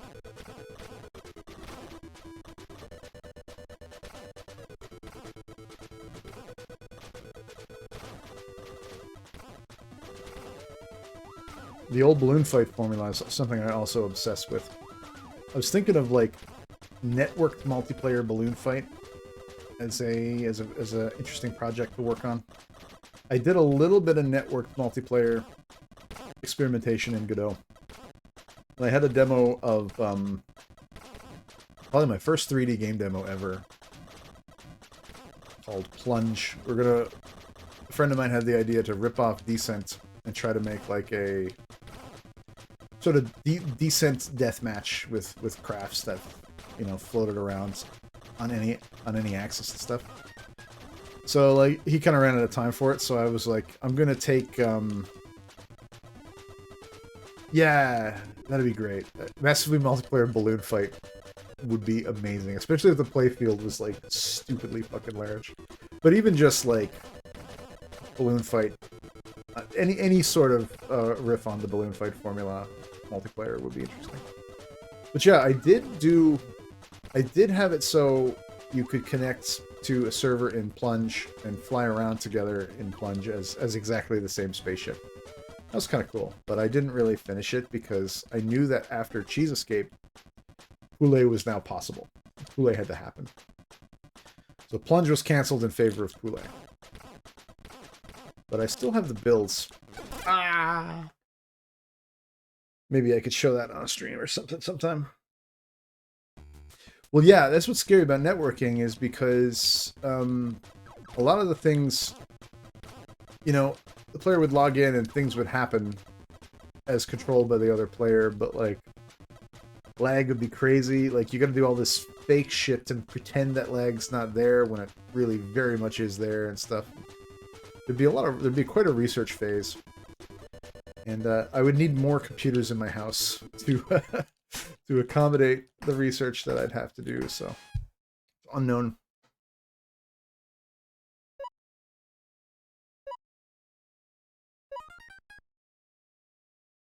I started a balloon fight clone on the Artiboy as well, but when I was working on it, I had a lot of guilt over not finishing Poulet, so I put it down to finish Poulet. So maybe the natural thing to pick up next would be Artiboy Helium Hassle. Ah! I'm fatiguing. Done a real good run. Being semi-distracted was very good in the early stages, but I feel the later stages really require you to have your wits about you. Poulet is not for casuals.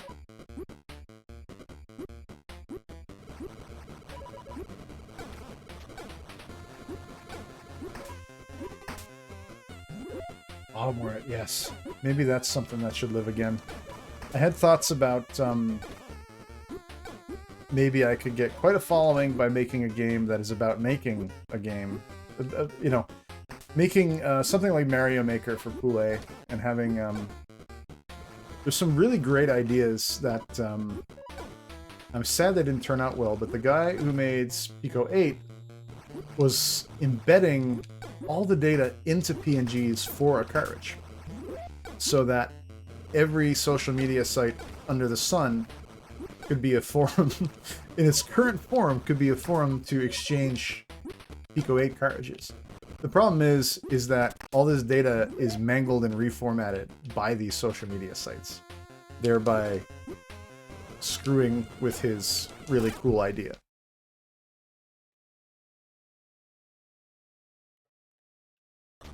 Golden Axe MMO. Yeah, every player just bashing each other. Oh, yeah, that'd be a lot of fun.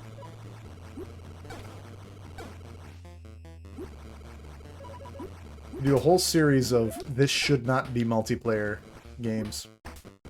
You take a lot of classic game designs and make them multiplayer and demonstrate that it is now positively torturous that it is multiplayer.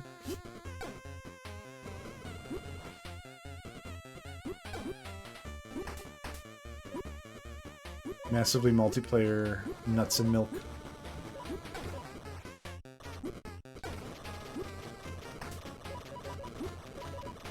Oh my goodness.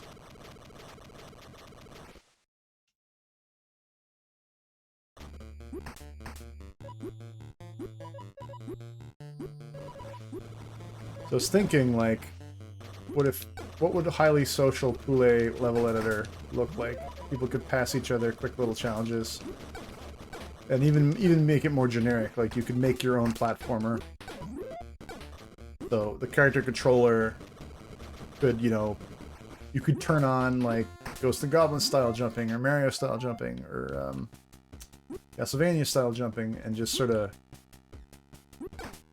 have an engine be kind of pliable, like pre-made but very pliable like that, so that people could screw around and send each other little games to play, but have all the data to make have all the data of their experience be embeddable in social media somehow.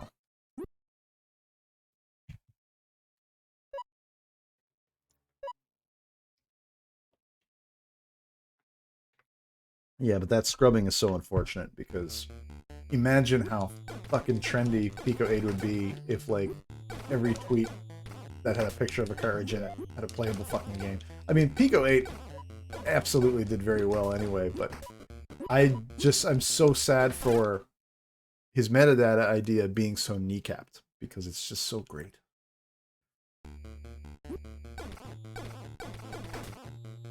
It's probably the smartest thing that anyone's done to get thrill of cartridges back. Evercade's tried it. I have an Evercade. It's got cartridges. It's okay. They did some weird button binding crimes and then got like sooky when people criticized it and stuff. So Evercade, meh. What else? There was that phone attachment. Yeah, these cartridges that had cell phone games on them, and they plugged into the 1/8" jack? Your headphone 1/8" jack? And that was an attempt at getting the thrill of cartridges back as well. But, you know, wildly inconvenient. I think cartridges as PNGs was just so cool. And it was guaranteed they would all fit and stuff, and oh, these stupid.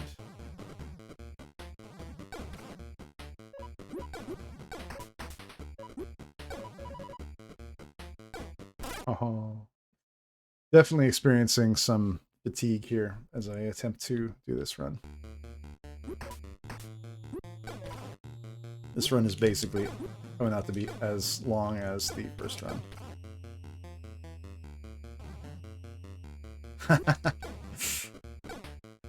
That's actually very clever.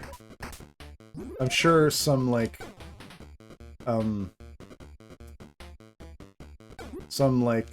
pseudo narrative, pseudo minigame hell, creepy ass narrative game like Inscription or something would probably try something like that.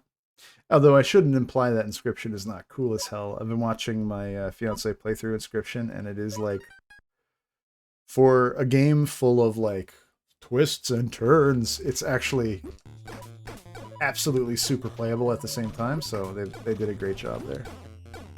As well, the aesthetic and shit keeps changing and doing all kinds of tricky stuff like that. The game mechanics evolve insanely like a well-designed game instead of just going like really fucking nuts the way some other games have.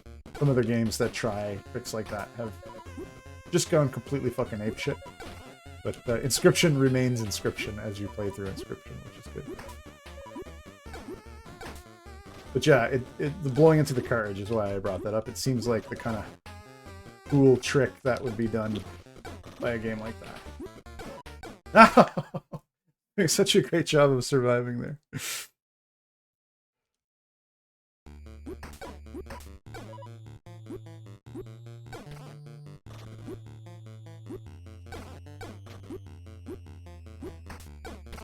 Another regret here is that I love secrets in games, and there should be many more secrets in Poulet than there are. So I am sad that there's just not tons of secret levels. My favorite secret to this day is the fact that On the Ball, which is a game that doesn't have characters in it, it has just a ball in it, the titular ball, but it had a secret mode where you could select, like, what was it? It was at least 8.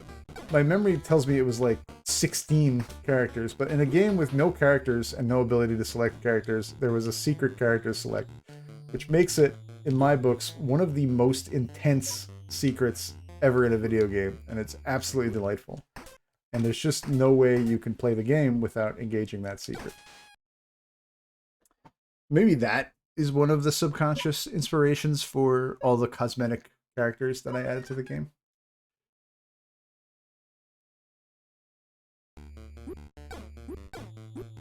But they're not super duper hidden. But yeah, On the Ball, another underloved game that I'm gonna informally recommend to all viewers right now, because it's fantastic. Truly bizarre. Also, very impressive at the time physics-wise, because take for granted all those great, like, 2D physics by vector, physics by collision polygons on angles and stuff like that. That, in like a SNES game, a more impressive feat than it is in the modern day. Oh, I wonder if I can go back for that. Could not go back for that.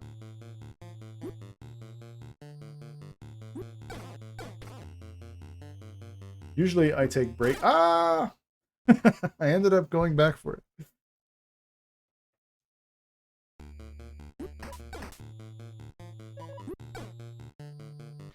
Oh, that would be a great format for a stream. Yeah, as one of my regrets is not playing both Pico 8 Poulet today, and if the basic Poulet as well. Basic Poulet is just so full of shame, though. Could be better than it is. It would be obnoxious to try and beat it on a stream. It also had no music, because there's no role player. But yeah, this is its true form now. This is how Poulet is meant to live. Oh, no, no, no, no. Oh, no, no. I wanted to keep the... here we go. That's what I want. Makes my life easier.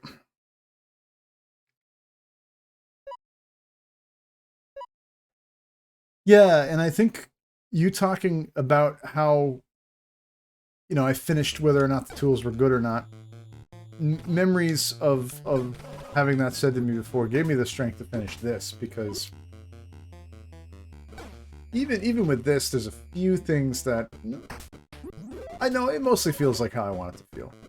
It's not a true NES game running on a NES cart. That's what I would really... that's the only thing that I deeply want for this at this point.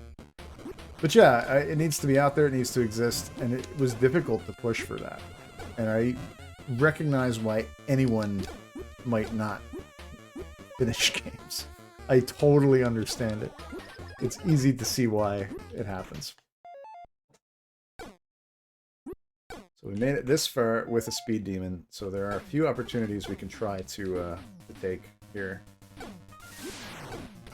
Get to Glenn. Get Glenn before Glenn gets you.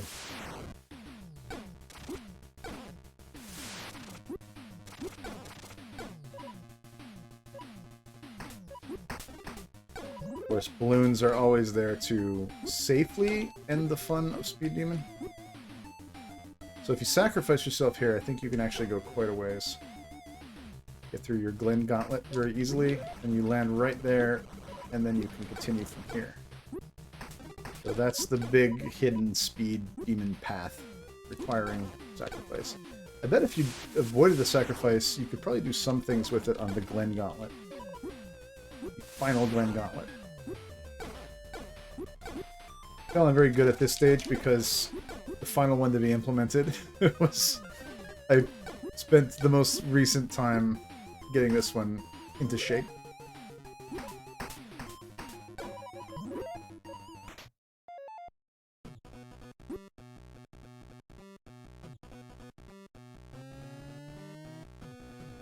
Yeah, let's try to do the exploit on this guy where I get more than one mine going.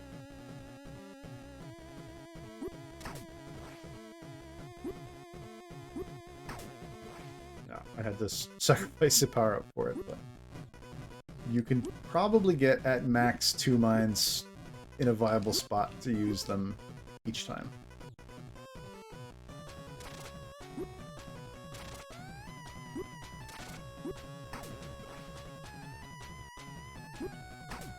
Oh, got too greedy.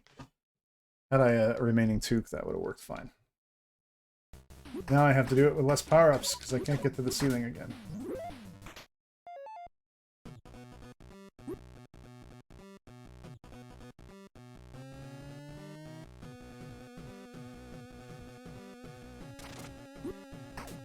Oops.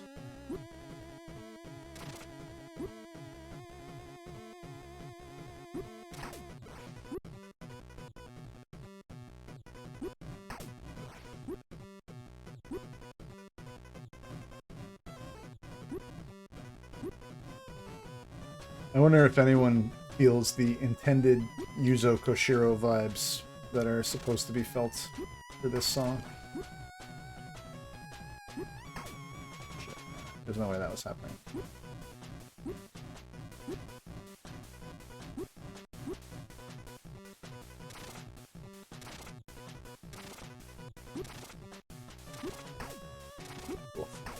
Ah.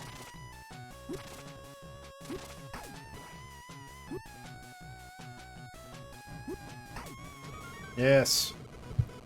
Alright, that may have been a faster run. According to the clock, not that much faster. I had a real choke near the end.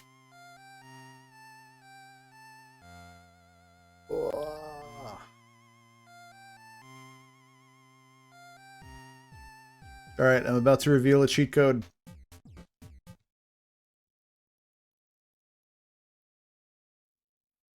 Yeah. You can set that up on OBS or maybe implement speedrun features in-game. Alright, here's a cheat code. Left, right, left, right, left, left, right, right. To activate stylish and edgy Poulet. This grants you black toques. It's almost like a black toque.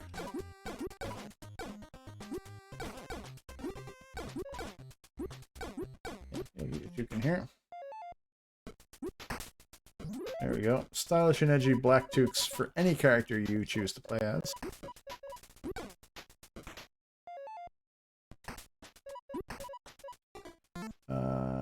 What is the other code?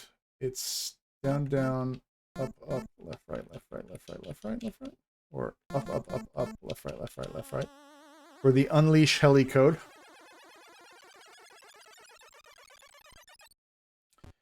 The Unleash Heli code makes every stage a helicopter stage, which is actually boring as hell. The stages are not meant to be this way. Hold on, I'm getting doubled audio for some reason. What is playing audio back at me? My Twitch is muted. Don't know why I hear myself delayed like that.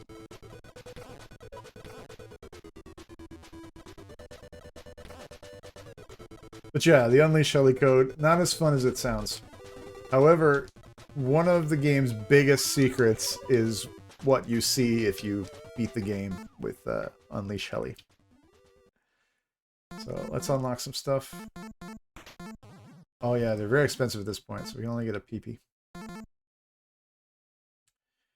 Anyway, thanks for coming along with me on this journey to experience Poulet. I'm very proud to have made this, and I'm very thankful that you guys have gave it some attention and did some play with it.